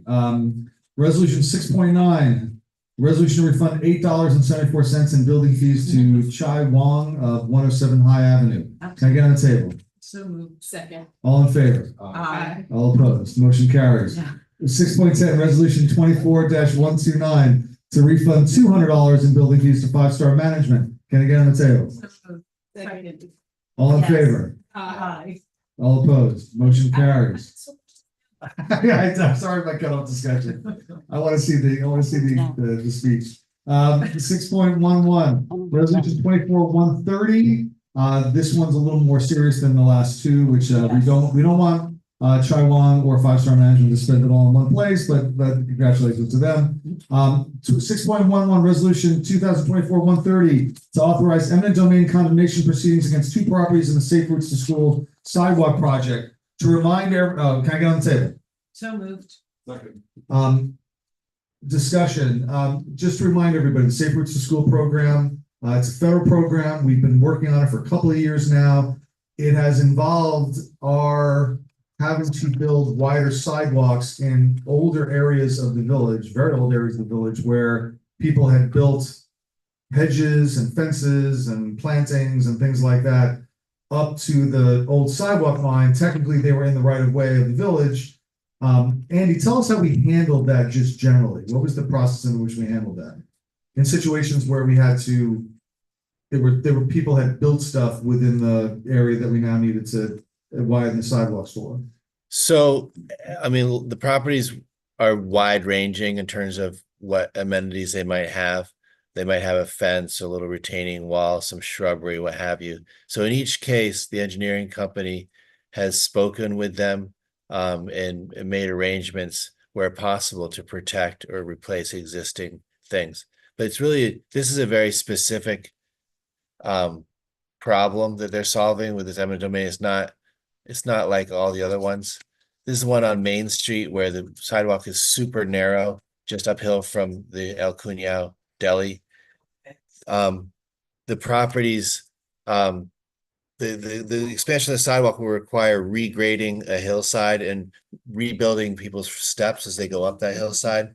That requires easements, both for the taking of land for the sidewalk itself and for the construction purpose, a temporary easement, so that you can regrade the hillside, replace their shrubbery, whatever it is you got to do. So it just so happens that one of the property owners on that string of small houses there simply refused to negotiate there's multiple appraisals, there's fair market value offered. And sometimes a property owner is either just unresponsive or uncooperative, in which case, due to the public interest in actually having a safe sidewalk, the law authorizes the village to go ahead and take the space it needs to build that sidewalk. It's not demolishing anybody's house. It's actually replacing improved and up to code and brand new the steps getting up to their house. But it provides a new sidewalk, which will be safer for everybody, and they're less likely to get sued if someone trips on it. And so it's benefit to the property owners, but some just don't see it that way. So we have one case on the hillside there, just up from El Cunao, and another one on Upper Depew, which are basically properties like the new Dunkin' Donuts, which back up the hillside to Upper Depew. It's not developable land. It's just a couple of feet of sidewalk space, but there's one property up there also where they just can't seem to make a decision. And our lawyers and engineers have been chasing them for months, and we're at the end of the line and we need to move the project forward. So it is legal then to. 100%. Yeah, we have eminent domain is the power that any municipality has to take private property with just compensation. And for a public purpose. For a legitimate government goal. Which this one is, and we're not acquiring the properties, we're just acquiring a strip of the properties and some easements, I guess. But one property that would, I think, I had a conversation with one of the engineers that's handling it. 50 square feet we're talking about, 50 square feet. I think the valuation was $2,500. Right. That's one. It's surprising that people don't just say yes and move on, but sometimes they don't. So in all fairness, that one property I just mentioned, it's not a refusal. The owner of the property passed away a couple of years ago. And the heirs are fighting amongst each other. That's the Dunkin' Donuts one. Right. That's so, you know, in all fairness, it's not a refusal, it's. An incapacity to actually make a The decision. Dunkin' Donuts one, what's the Dunkin' Donuts one? Well, it backs off of Dunkin' Donuts. Donuts, yeah. Those parcels come up that steep hillside to Upper Depew where the sidewalk is gonna be. So they're responsible for maintenance of those sidewalks, right? Yeah, Okay. And we're just putting sidewalks on the stairs? you're talking about Main Street? Well, no, for where the sidewalk is actually going, you just mentioned that they were getting stairs, I'm assuming, to get into their properties. Right, so on Main Street, those houses have stairways that go from the existing substandard sidewalk up to their front doors. Oh, okay. Okay. Cool. And you mentioned that if we don't do something soon, we might be losing some of the funding. The funder isn't gonna fund the project if it has a big gap in it at the most important place. All right, any other comments or questions about this? All right, all in favor? Aye. All opposed? Motion carried unanimously, 6.1. What do you need to know? Scroll down, 6.13. Well. Sorry, the deputy clerk is trying to figure out who made a motion. And second, did someone make a motion? Oh, Or just voted? I think it was Joe and then Pascal. Okay, so, thank you. Oh, I'm sorry, I missed 6.12, yes, 2024-131 resolution amending the bond resolution adopted June 28, 2018, and heretofore amended on March 25, 2021, relating to the construction of improvements for the village water system. Can I get on the table? Motion, second. Okay. That was Pascal and. Yep. Discussion, Andy, tell us what this is about. In 2018, the village board passed a resolution approving bonding of $10 million of work on the water lines throughout the village. Over the last couple of years, you've seen phase A of that project, which was main lines and service lines on South Mill Street, Prospect, and a number of other streets. Phases B and C are yet to come. Phase B has been designed and approved by the Department of Health. The bids went out on phase B. The village board then agreed to reject all bids because there was an issue with the contract that could be approved. The project was rebid. The bids were open on August 7th. We have a low bidder. The engineering company has done their review of references and provided an analysis of the bids. The low bidder is actually in the next resolution. This resolution is to take that 2018 $10 million bond resolution and add $5 million to it because of the escalating costs of this public infrastructure work. The original 10 million isn't enough to cover phase A and phase B. The village has used about half of the original 10 million on phase A, and phase B is probably going to cost $7 or $8 million. So it's going to be closer to 100 to like 13 million, something like that. Bond counsel and our treasurer drew up this bond resolution. It authorizes the village to, use debt and on behalf of the water department. The principal and interest on that debt get paid by the water department fund. Your role is to authorize it because you oversee it. But the water fund, which is entirely funded by ratepayers, pays all costs associated with running the water treatment and distribution system. So the principal and interest on this debt will add to the water department's annual costs of operation. And so we've done some analysis of their budget. The chairman, Bill McDowell, is directly involved, as well as Jim Roberts, the H2M engineer who oversees it. And when and if necessary, the Board of Water Commissioners will raise its rates to make sure they stay on top of their overall obligations to fund the water system, including any new principal and interest payments. The construction of the phase B is set to start this fall if this board awards the bid to the low bidder that I mentioned before, which is probably the next resolution after this.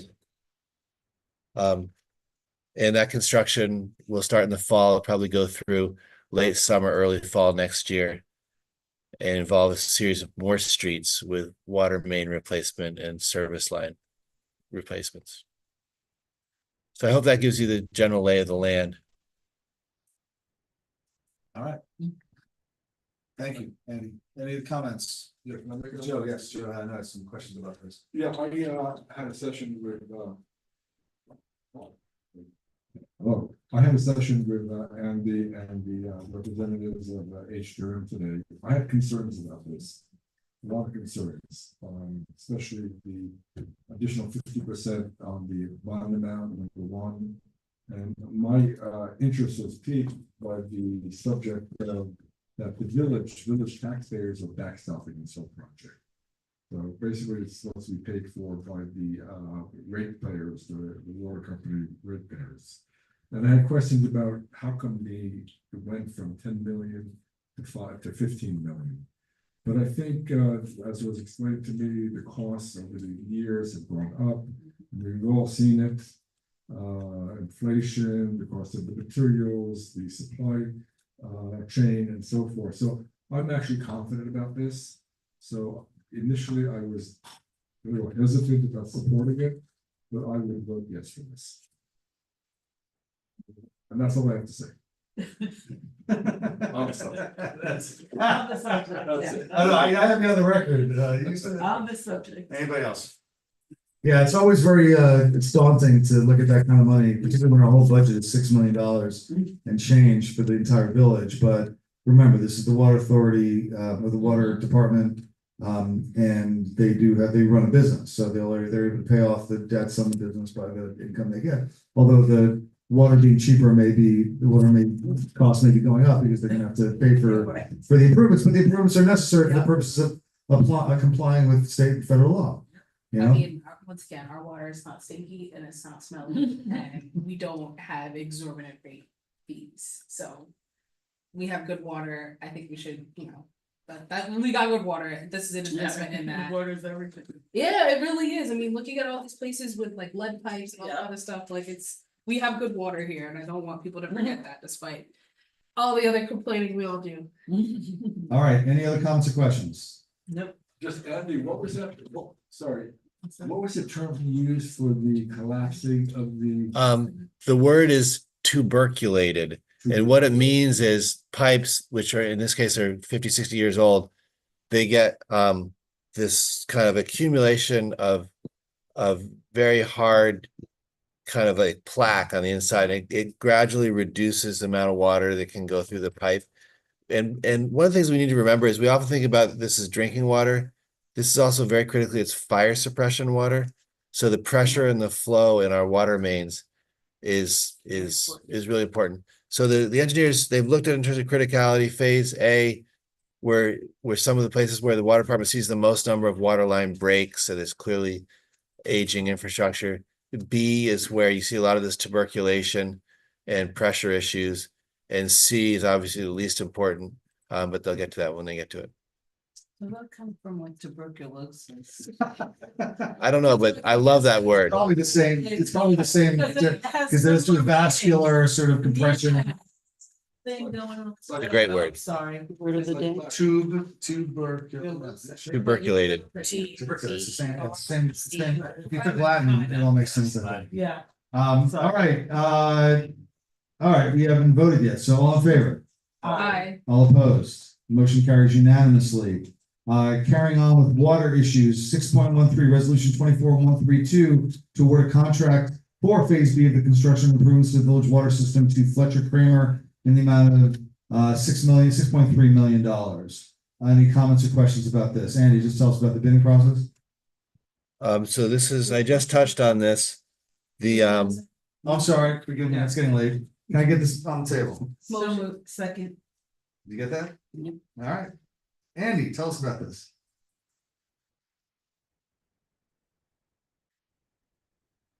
Sorry, hold on a second. So we did the 612, which was the bond resolution. And then 613 it's a contract award. Yeah. So Fletcher Kramer is a highly reputable company. They're one of the ones that rode to the rescue a year or so ago when we had that major transmission line broke just outside the plant, and everybody worked 24/7 for like a week or so to get that back together.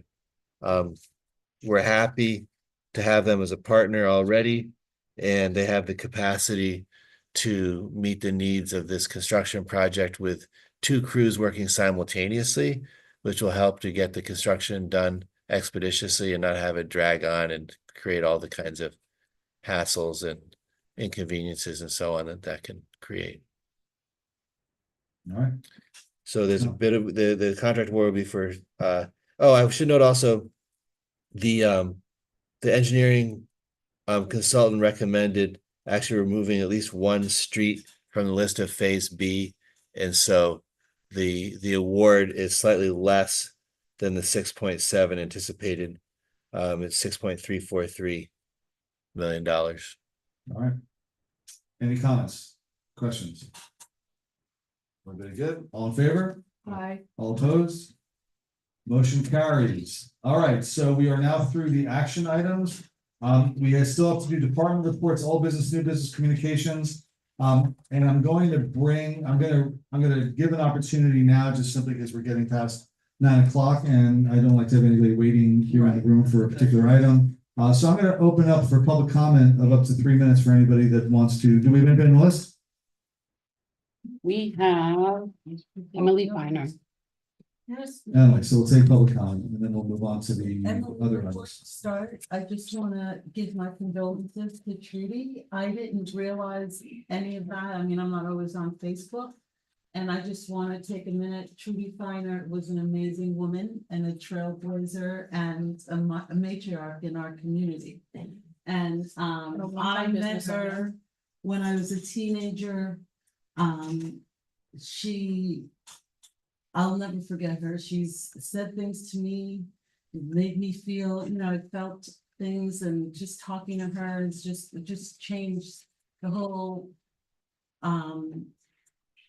just everything of my day. And she just done so many things, knowing her throughout my life.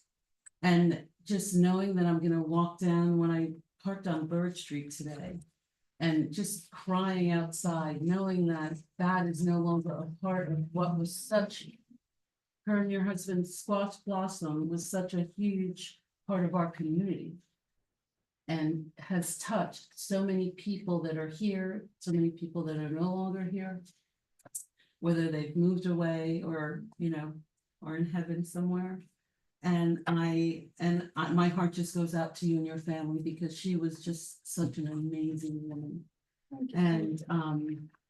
And she just will always live and have a special place in my heart, and I never ever will forget her. And so often that you're her child.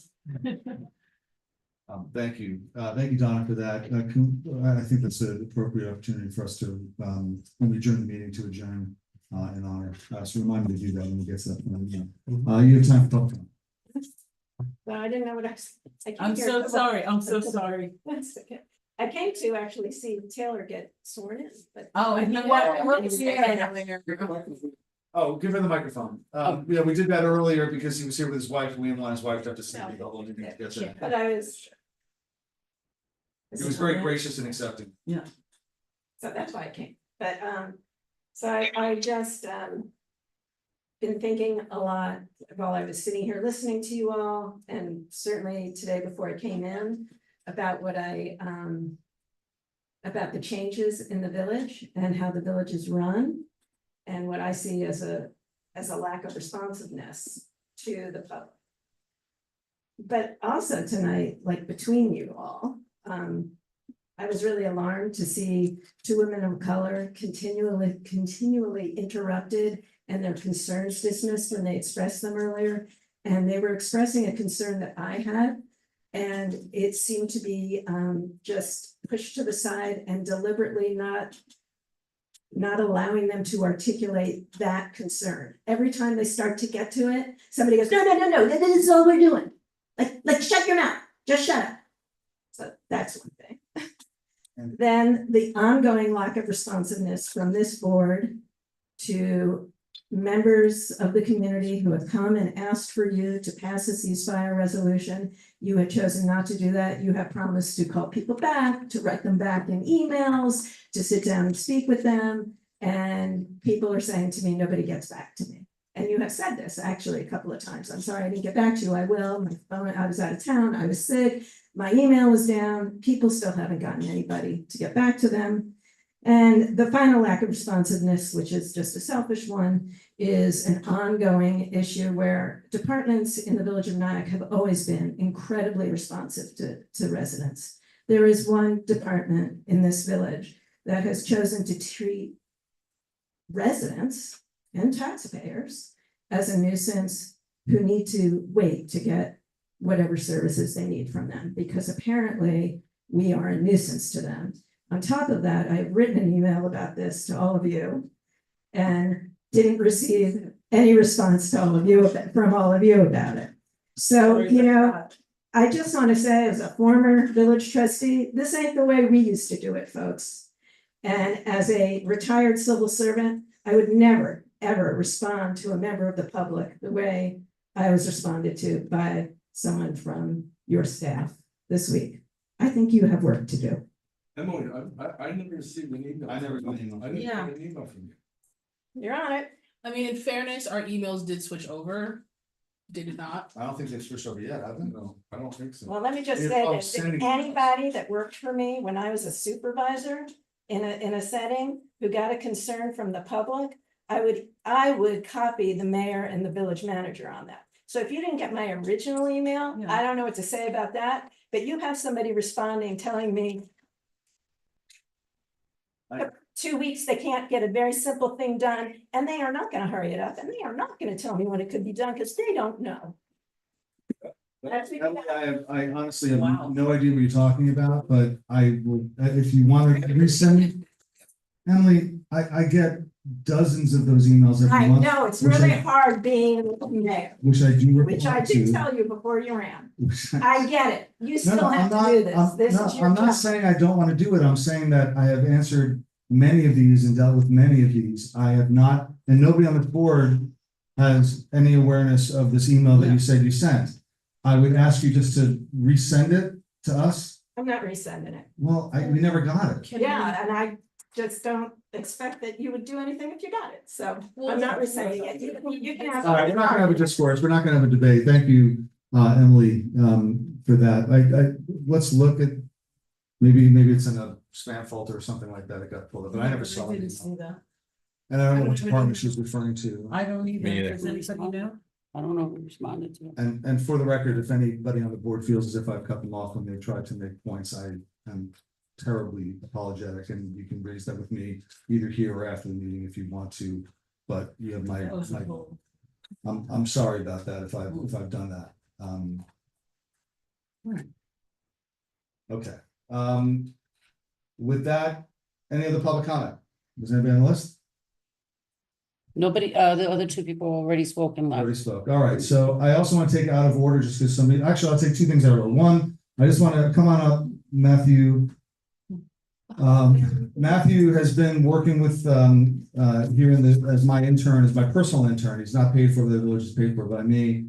To do some work around the village. He's done a couple of great projects. I just wanted to thank him publicly for that work that he did. And just to let you know, one of the things he did, which I thought was really great, was, I mean, it was great for us. It was probably tedious for him. He went through all the minutes of all the board meetings, go back to the founding of NIAC, and he identified, so we have a list of all the mayors and all the trustees for every year for which we have Oh, I love records. that. And we're gonna use that to create a plaque to honor all trustees with more than 10 years of service. And we will have so we'll add a plaque every time someone hits 10 years. We'll have with all the existing 10-year trustees. Because I think we should have a sense of the history here in this room of the people who have served here. So he made that possible. So thank you, Matthew, for that work, as well as he went through he went up Main and Broadway and cataloged every retail building and the status of the building, the store that's in it, contact information as we could get it for the building owners, but also the ones that are dark, so we could identify and start attacking the dark stores. So you Wow, did you were a really wonderful busy. job. You really worked you. No, he got paid. I paid him. You didn't pay him. I paid him. But he did a great job. So thank you, Matthew. I hope you had a good time working here at the village. Yeah, loved working here, loved meeting all of you guys. The work was awesome, and a lot of experience and a lot of knowledge gained. And I can't wait to, see you guys around. Wow, so tell me, are you in high school and college? No, so I'm Yeah, he gonna looks be, young, right? I'm We gonna don't be, know I can't tell how old somebody is anymore. I'm gonna be a third year, at Boston University. Really? Yeah. Boy, you have good genes in your family. It's nice to meet you. I just moved I here. know you were here before. I should have, because I went to Andy for jobs. I could have gotten some jobs from you guys for him, because I was sometimes casting about. That's a wonderful thing that you did for the village. That's really important. And thank you so much. No, Next time I'll get excited too. What major? political science Ah, and minor in economics. Well, cool. this is an exciting year, Yes. exciting 70 something Um, days. Especially, I have a lot of passion in like social justice and things like that, so a lot of work. Are you from Rockland or? I'm from New City, Oh, okay. so pretty close. Cool. Yeah, yeah, you know. Wonderful. Young Thank you, people. Matthew. I'll let you go now, so you don't stick around for the rest of the meeting. So thank you for sticking out. He only got to go to one meeting, because he started in like early July. So I'm like, you know what, just come back. You finished last week. I said, come back and come back just to come to the meeting so you can see the grind of legislation. I had See how nothing it but works. DOT and MTA meetings that I totally could have dragged along with. All right, you know what, I totally would have done it. Next time I'll have you there. Matthew, thank you. Have a great time. That's great. Be my best for your family. Yes. Bye-bye. All right, and the next, I did also, before we get to some of the other things, which I think will take a little bit, I wanted to skip ahead to talk about the Holiday Village Plan, new business 9.4. And I was gonna give a presentation. I've sent you all the memo about it. Heard back from a few of you about the program. The basic idea is that we're going to create a series of programs around the holidays to try to encourage people to, my new phrase is, shop, sip, and sup here in Nyack for the holidays, which includes we're going to do a drop off. We're working with Kim Cross about doing a drop off program and drop kids off they have to pay for, the parents will pay, kids will be able to watch a movie and do crafts and things like that. The parents can go shop and without having to worry about the kids with them. We think that'll open up a lot of shopping opportunities. We're going to have a Santa in the square. You get pictures with Santa for free, and a bunch of other things.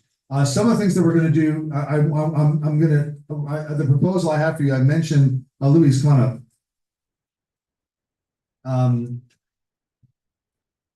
Why don't you introduce yourself, tell them what you do. Hi.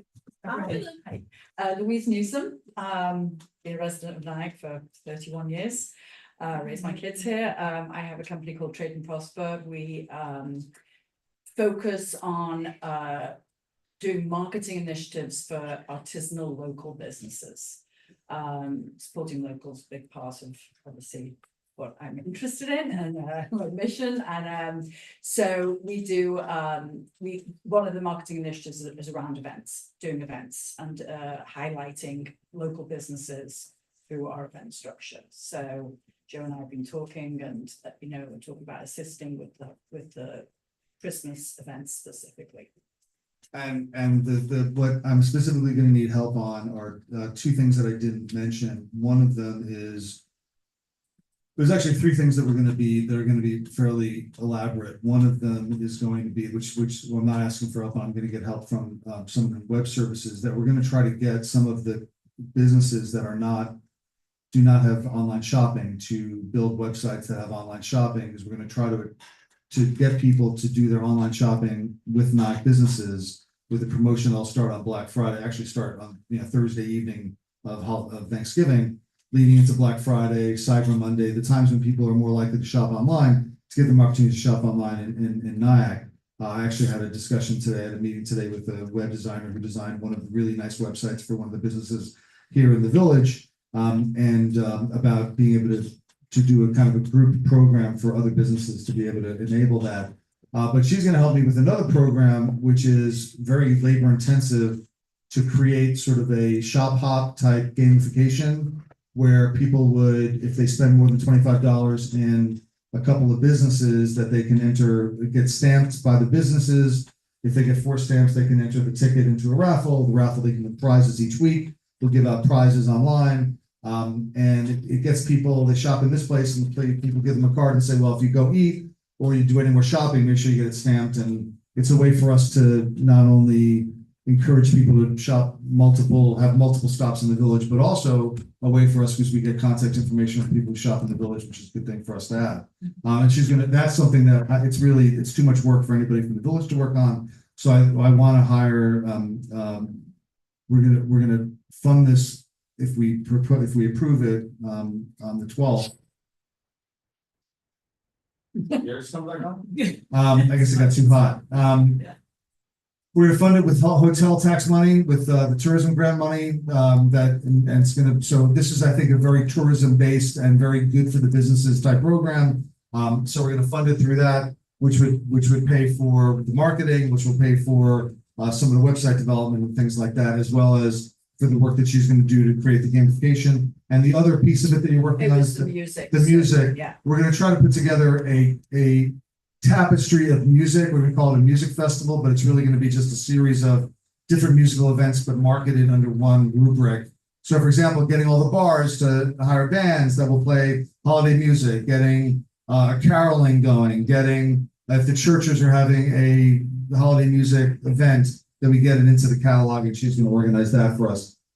So, and your experience in doing some of this stuff, just give us a quick rundown. Yeah, so I've coordinated events in the city and upstate New York too, where I've brought together businesses and the public. So a combination of just bringing those two pieces together to create sales opportunities for the business and experiential events for the consumers. So doing this and helping with the village to kind of create and spur shoppers to come into the town over the month of December is like just.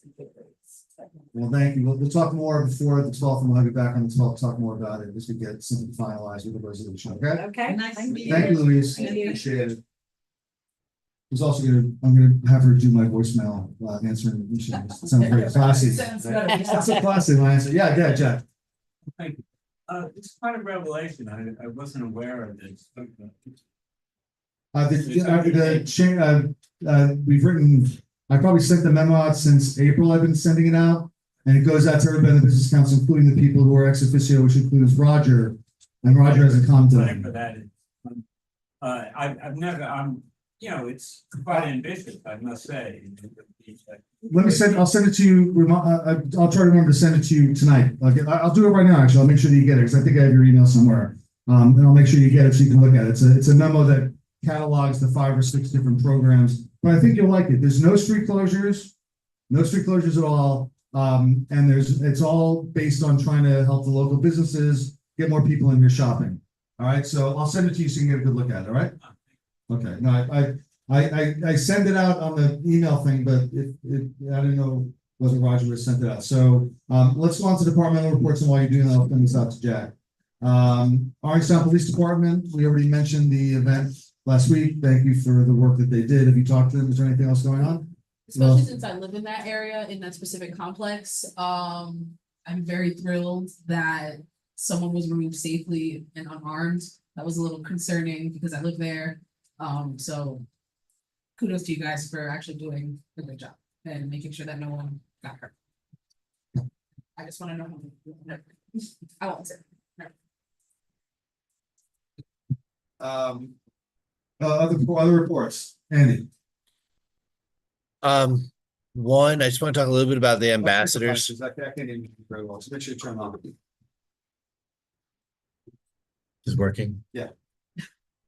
On the ambassadors, so through the good work of Don Hammond and Ken Zabrowski a while back, like a couple of years back, we got the $30,000 that's funding the ambassadors for 15, and it was supposed to be 10 for the Nyack Hoops basketball and 5 for the Rocktown Warriors football.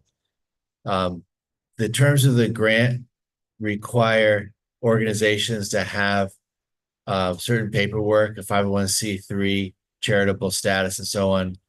Obviously, the Nyack Center has no problem on that. They've done a great job with the program. The Rocktown Warriors, look like we are going to be able to get some money to them.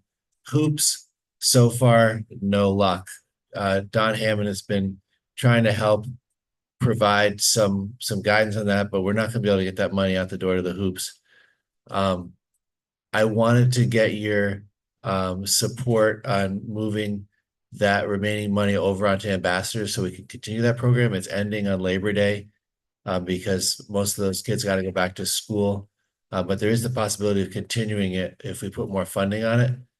And I think that's probably the most expeditious way of using the Office of Children and Family Services funding.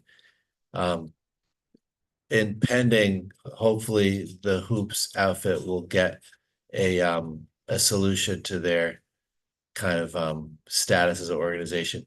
We do have another $25,000 coming from the Office of Family and Children's Services, which Zabrowski's office coordinated for us. We'll have another chance to fund these programs again, or if the board wants to go a different direction, obviously you'll let me know.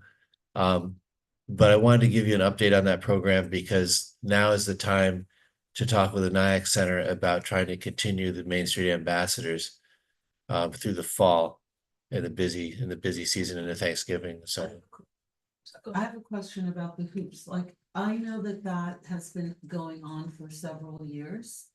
And so are the people that are doing it now, do they need help in creating this 501c or what's the holdup? I don't want to go Okay, into that's fine. detail. It feels like a personnel matter to me. Okay. I'm happy to talk with you about it offline or an executive Okay. session. Cause I also have Because some, before, I'm sorry, I'm asking that because before I would make a decision or vote to, because that ambassador program is a great idea as well. But before I would vote on transferring that money, I'd like to know a little bit more about why they have not, you know. and gone to- that along with I was under the impression that was, they operated as a village, like under the village. Night hoops. So there's a lot more to that story that maybe we should talk about. Okay, yeah, I'd like to. Okay. Okay. Can the NIAC groups, can that be run by either the NIAC Center? If they are a 501c organization or the YMCA? It was done. We did YMCA this past years, but the relationship wasn't working for various reasons. But they did step in to offer fiscal and sort of management oversight. But that's not continuing. Is there, I know we're gonna talk about it, but is there a possibility that it could be a village-run program? I wouldn't put it completely out of the question. It would just be a very different approach. Okay. Got you. Thank you.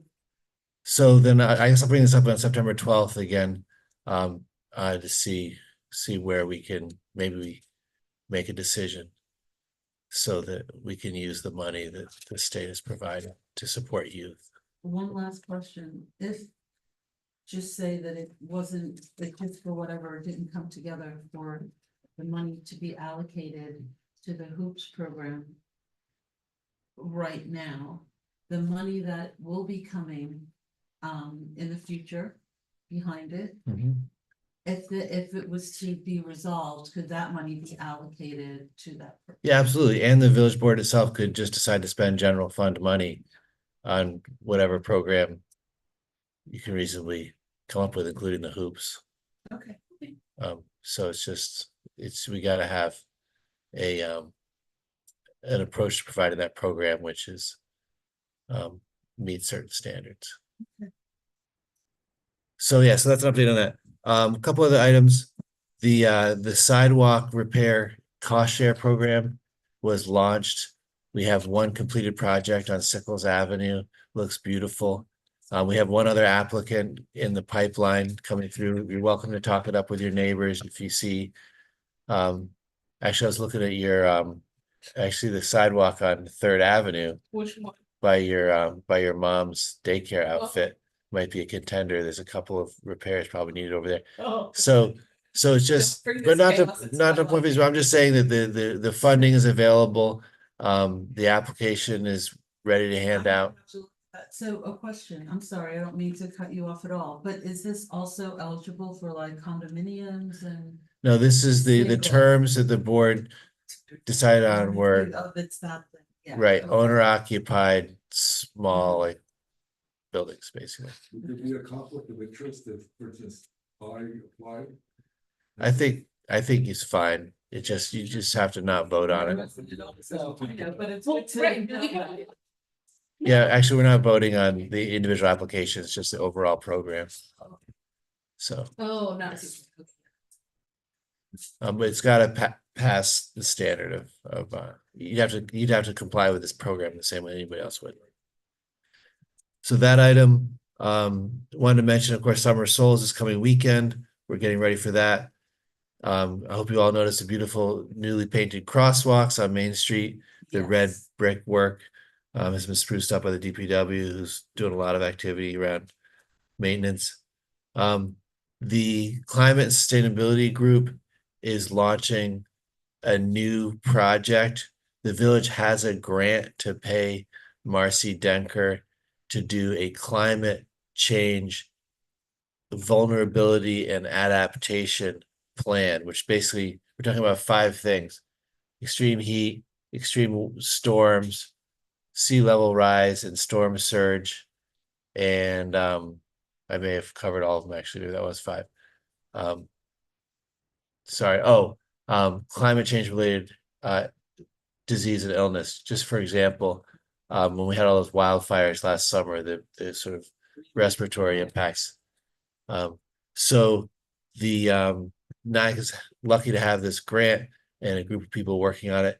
They are going to be looking to bring together some community stakeholder groups. Village trustees are more than welcome and encouraged to participate. I'm going to work with Marcy to try to find some people to come in and talk about these various issues from different parts of the community, different kinds of housing, different positions within the community to advise on the plan, which will make recommendations, which the village is not, obviously it's a plan, not a contract. But the recommendations may address issues like creating more shade for hot times, resiliency in the case of high winds and recovery from storms, looking at waterfront issues on sea level rise and storm surge, things like that. So just to be aware of that, she's going to be. Sorry, I didn't hear that. Can you, as a matter of course, with these programs, seminars come up? Yep. To just circulate it? Yeah, as soon as she has a sort of a pitch for stakeholder involvement, I'll make sure that the trustees see it as well. Just want to give you a little sort of early warning on that.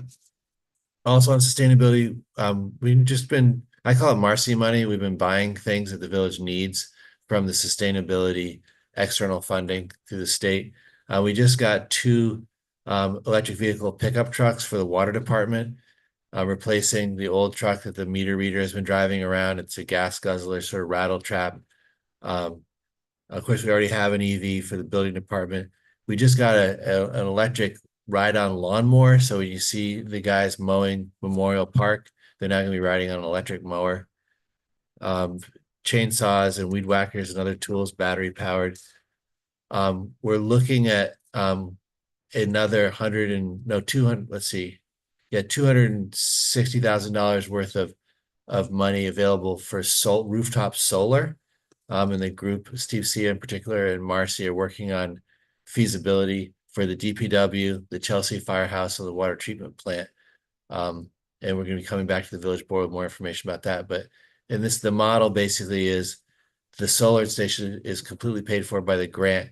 Roof improvements would need to be paid for by the village, but the savings on electricity would basically pay the cost of any improvements needed over time.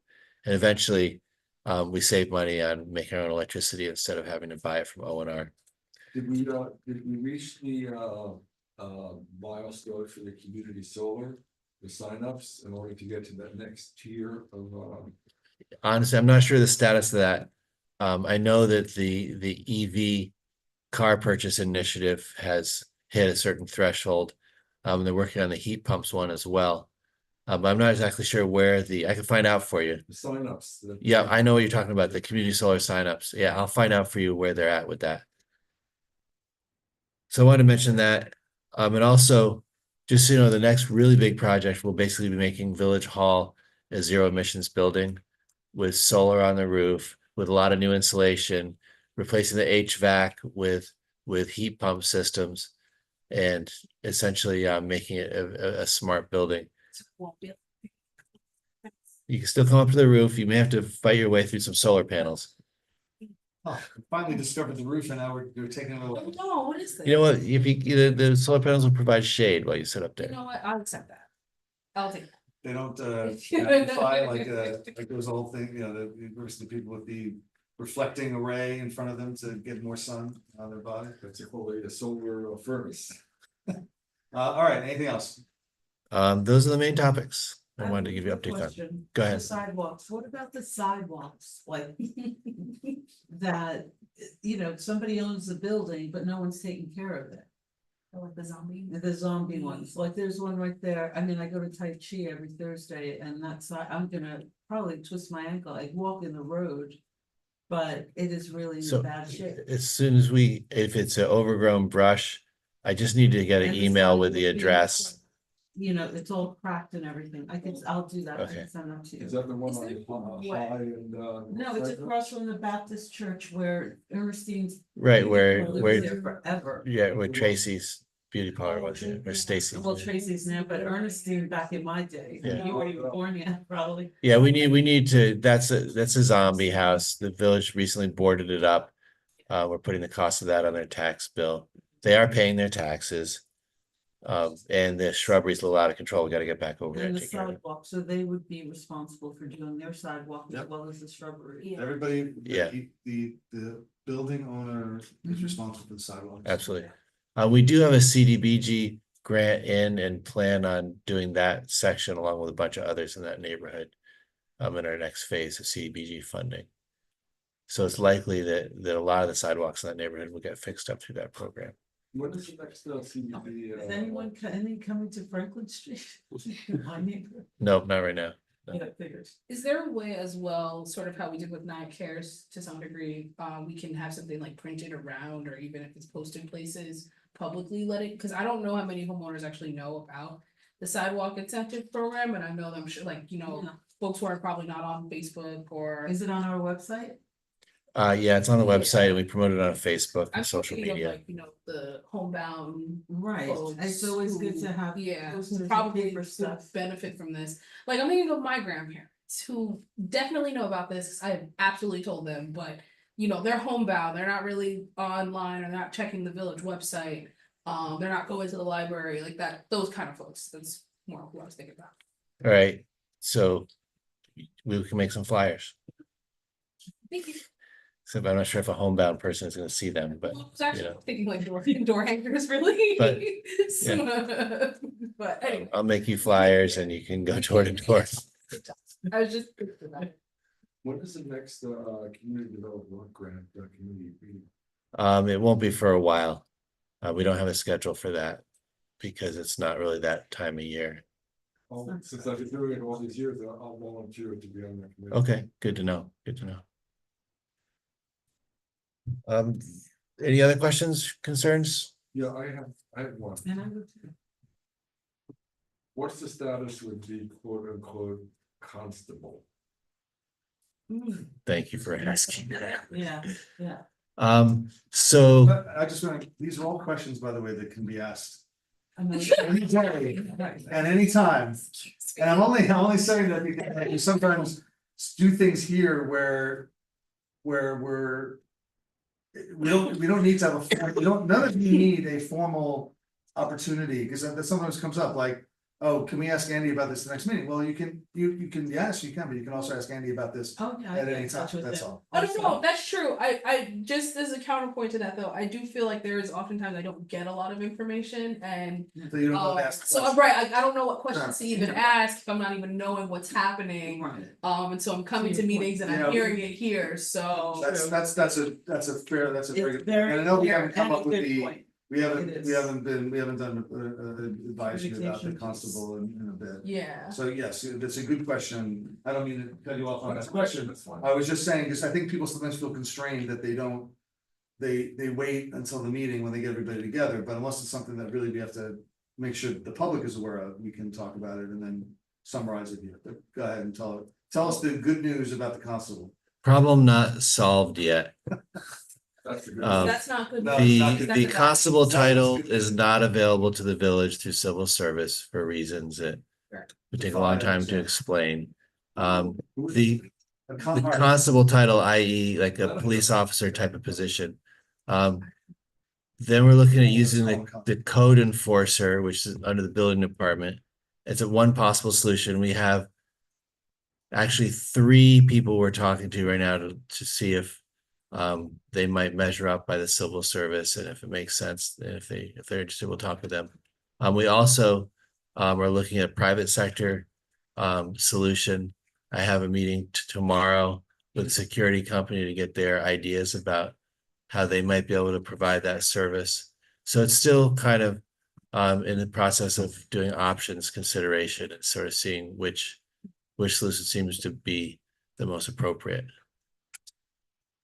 basically the civil service has made it tough on us. They turned down the idea of us having a constable. They then approved the idea of having a code enforcement officer, but we've sent them a couple of candidates and they've not approved them for various reasons. And so now we have some other candidates that we're not trying to get across. Yeah, I mean, they have to meet certain qualifications, and frankly, our understanding was that with part-time appointments, the civil service would not be as strict as they're being for the necessary qualifications. And so, but we've gone back, our two candidates we were talking to before both have the construction experience that probably will give them Which is ridiculous that we right. have to get somebody with construction experience, because we don't want the person to do anything in construction. Yeah, We want except them to do sort of community policing, which they don't even, whether they have experience, that doesn't matter, they don't care about that. because that's what a code enforcers work on buildings basically, and so it's a little bit of a That's why we want to call it a constable. It's Yeah. exactly why we want to send up a constable idea. So I'll It's very keep, frustrating. we'll keep working on it. Bobby, we're literally looking now at hiring a private security firm to do this. Because the idea is that we just can't get anything past civil service, they won't prove anything. So they're gonna make us go and hire a non-union. Which may be non-civil just service fine, so let's get that deal on the table and kind of compare it to the other Bobby, options. Right, it's very, yes, the Bobby. And the Bobby's a constable, does that? Right, I was gonna say, isn't that just the British term for Bobo? Yeah, right. All right, anything else? All right, Andy, is there anything, do we need to approve the fee policy for the vehicles today? I mean, We wanna get started with it. How much are we charging? All right, let's talk about it. if we could just get it done, because when those things Turn- finally come online, it'd be nice to just start it off right. I mean, I say yes to it, so. Turn to page, No, I'm not sure, it's page 41 of my thing.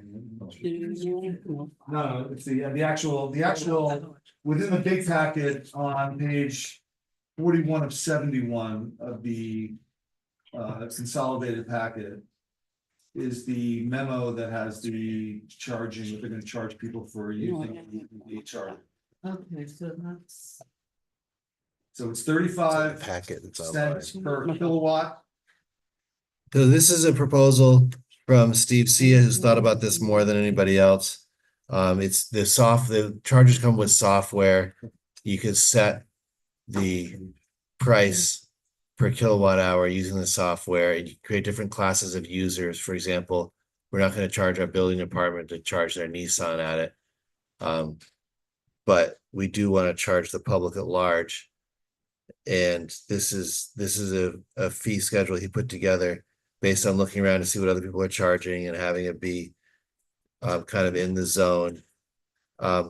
If you leave your car there for a long time not charging, you get penalized for that because it is a parking space. So there's a idling. They're not actually idling like an old school car, but they're just leaving their car there after it's charged. So there's a fee associated with that. Come charge your car and then move it, please, or pay extra. There's a slight discount for overnight, the theory being that we want to encourage people who might not have a driveway where they can put a charger. If they get an EV, they can bring it in and park it at night and leave it there to charge overnight, pay a little bit less. It's nice for the folks with apartments. There's a proposal in here that the village employees will be able to charge their cars there for free. And of course, the village fleet wouldn't pay. So that's the structure for the fee program in a nutshell. Just a question, because I missed a little piece of that. So what if somebody wants to bring it into their own parking spot? You Or like said to charge their car overnight? To charge their car overnight? So a lot of times when people buy an EV, if they have a driveway, they'll get a charger for their house. But if you live in an apartment or you don't have a driveway for some reason, the idea of having overnight a little cheaper is basically to just say, we'd love it if you'd buy an EV because it helps the environment, and bully for you, it's a little cheaper. You're not a homeowner with a driveway and a garage. And how many charging stations will there be? There'll be 6 over off of Main Street and 4 down at the marina. So 10 altogether. Yeah. Because someone's asking, where I live, you know, I'm board I know what you're talking president, about too. to put some in our Mhm. place. So I was just curious about. Yeah, I think apartment buildings will increasingly do that. So, yeah, no, the project's taking forever, the contractors and it's just been maddening. But they're getting closer and closer, and hopefully within the next month, we'll turn on the lights and start parking there. We'll have a fee policy set. So Steve can get the software kind of set up. I can dig it. All right, are we okay with this policy? Steve Sia recommended it. I think it's probably very well thought out. I looked at it. I had some questions about it with regard to the idling fees and stuff like that. He satisfied them for me. I don't even know if they're supposed to be, I don't have a car. Yeah, I'm right, I don't have a car to get it, but I concur with whatever. It basically would probably Industry be about, standards. if you were to fully charge for 3 or 4 hours, it'd probably cost you $15-20. Oh, really? Yeah. Wow, Well, that's not bad. And that's money going into the parking authority? That's a good question, actually. Where does that? I don't think we ever talked about the disposition of those funds. I'm not sure, the parking authority. It might make sense. Let's think about Are they that. gonna be ticketed? Let's think about that. Are they gonna be ticketed? Sorry? Are they gonna be ticketed in those spots? Yeah, Rosa, but take it back. Just ticketing. Where I leave. we gotta figure that out too. Which is what they charge, because I charge my car when I charge in public chargers. It's about $20. You have- I haven't looked at the car yet. I have a charger mouse, yeah. That is how much I would put gas in my car, so. Well, it's actually cheaper than gas, because you would. it would Right, you don't fill have up to your do tank that, is a lot yeah, more. it's a lot. How many miles do you get? The what? How many miles do you get? My car's about 250. Are these level 2 or level 3? Two, Two. yeah. Level many 3 is level much motors? faster. Oh, okay, yeah. Level More 3s are very expensive. expensive. That's like super fast. Technology. Okay, so All right. thank you for your support of that one. Okay, Parkland alienation, so the River Club site, oh, right. by looking at old resolutions, we found out that the village board in its infinite wisdom back in 1996 or 7 declared the entirety of a commercial marina and a restaurant a park.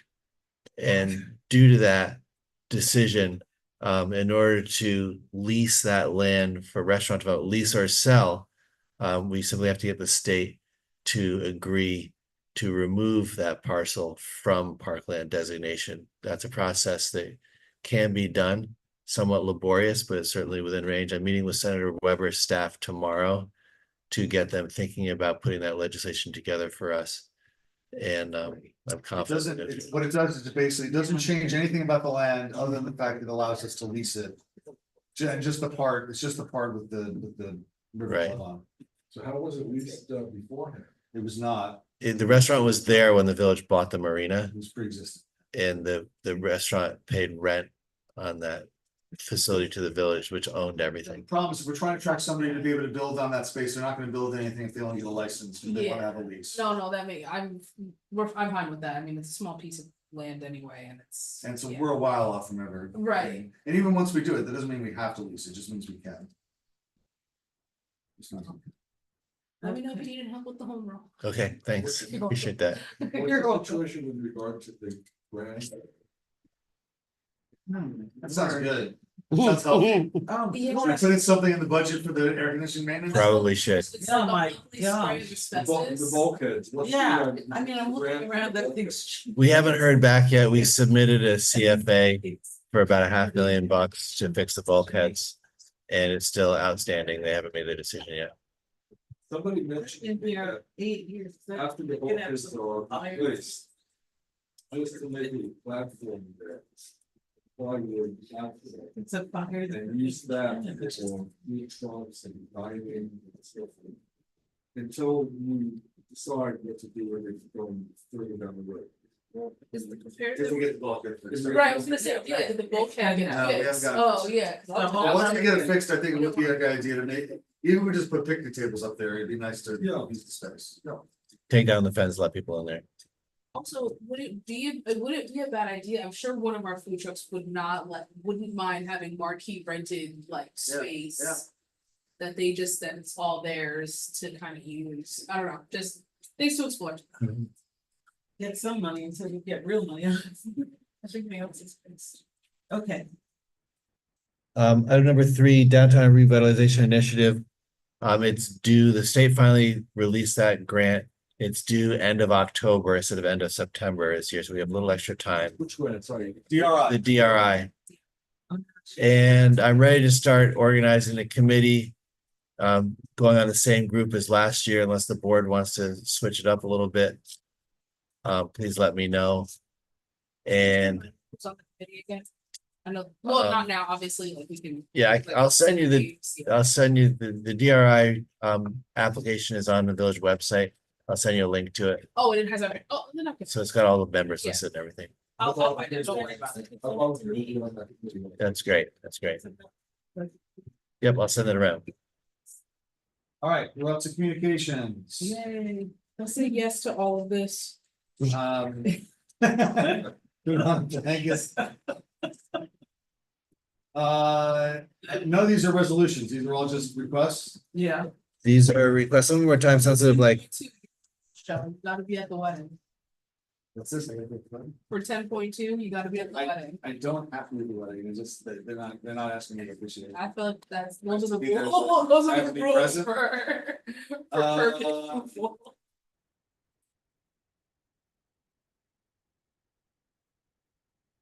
I vetted these events. None of them appear to conflict with anything that's happening already. None of them are too big. None of them are, I mean, the only one with amplified sound would be Morgana, who did a dance and music event last year. And so she's looking to do that again. I say we approve, I suggest board consensus to approve all the event requests. And get resolution, well, either on the, Andy, on your own initiative, if the time is, they're gonna, I think most of these are happening very quickly. Otherwise, we can get a resolution if they're after mid-September. But we can let people know that we've approved them. The only thing that's not a permit request is Lori. 10.5, right. 10.5, which we, she had said, I feel like she said she was gonna be here. This is about. She was here, she was here, she came here and she left with, this. I didn't realize, are you asking? No, that wasn't Lori. No, that was Holly. That was my friend, that was Holly. No, there was, Oh, the other one. yeah, maybe. All right, well, I asked her if she was here because I wanted to bring her up to talk about it Yeah. rather than make her wait. We asked her to Anyway, Come back on the 12th. so where are we stand with this? We basically put in something, right? There was something that was, we created we painted out the crosswalks. Yeah. There's that corner really needs about $250,000 in signal work. Like there's no pedestrian crossing signals to get over 9W where High Avenue. So like, for example, when I walk to Walgreens from my house, No, forget it. it's Yeah. like, it's Yeah, I like, same. that's a hard spot to get I have across. a dog sitting there. So I would say for the future, the village should be on the lookout for a grant or sort of funding to get better pedestrian crossings at that intersection. DOT won't help with that? I'm reaching out to them. I don't know. They haven't had a chance to say no yet because the request hasn't been made. But I'd be interested in finding out how we might move forward and get some kind of solution there for pedestrians at that corner. They are probably gonna kill me for saying this on record, but you definitely should reach out to them and see if we can get a meeting. Mhm. I've literally spent all most of my summer in meetings with DOT. Yeah. So I'm very familiar with them and they can help put a plan together for that intersection. Yep. Especially since from there to the hospital, there needs to be like, there really should be a sidewalk where Oak Hill Cemetery is, there should be, they need to redo that street as a whole. The pavement is terrible when you're driving over it. So I'm wondering if maybe it's worth having a just comprehensive meeting about that corridor with DOT. I'll leave my Thruway Authority stuff for later, but I think it's also worth talking with them just because of all like, there was another fire on the bridge. We've had 2 tractor trailers that's backed up traffic all onto Route 59. You know, for hours and hours on end. I just think it's worth trying to have a meeting with those two agencies to see that needs to be some serious improvement in that area. Because the traffic in the mornings is pretty bad. and the road is terrible. And I also really am fearful of a lot of the hospital workers who do cross over there, who park on that side of the street. That flashing beacon that they have is good, but that's the only place you can cross, and then there's no sidewalk, and then there's a bus station there, so, that's my suggestion. Sorry to give you more work. What do you want to show? Yeah, there's another issue that. And it doesn't make any sense to me, when you're coming down 9W towards the hospital, before you get to High. There is a left lane turning, there's a left lane for turning. Onto High. Onto High, making a left turn. But there is a lane, Oh, yeah, when But you're, there's yes, no- but there's no on the other side. but no, there's no arrow. Making that, so, Yes. so people that come onto that turning lane. They have to wait until the oncoming Yeah. traffic is a break. So I don't understand why they just can't put another left turn signal. And sequence everything, so when that left turn signal is on, it stops all the other traffic, so that people that are backed up on the left lane. That they're able to, I mean, that's, How to get onto the people are freeway. running. Yeah. People Oh, are I know nuts. exactly what you're Yeah. talking Yeah. about, Yeah. and that's, it's like I said, So pedestrians are this is the crossing there. corner that we need, this is the corner you're talking about that needs $250,000. Yeah. Yeah, I'm just saying it's a pedestrian safety need in the village, which is, so far it hasn't been addressed with any kind of funding or design or anything. Yeah. I'm not sure that addresses entirely what Miss Jagish was talking about. She's talking about a school bus stop, people going around the school bus. And things like that, slightly further up the hill, kind of mid-block in her Where the letter. 4 stop signs, where that always stop is. She's somewhere on the run of the Yeah. block between 9W People and, drive very fast going up that block Right. because they're rushing to get on the throughway. Which I can understand why, I'm And when not it's saying I understand why backed people are up, doing it's that, I'm saying crazy. that Yeah. it's obviously behavior that we observe a lot of. And I mean, I'm sympathetic to that as well. That one, I mean, and only because like I said, I've been dealing with this.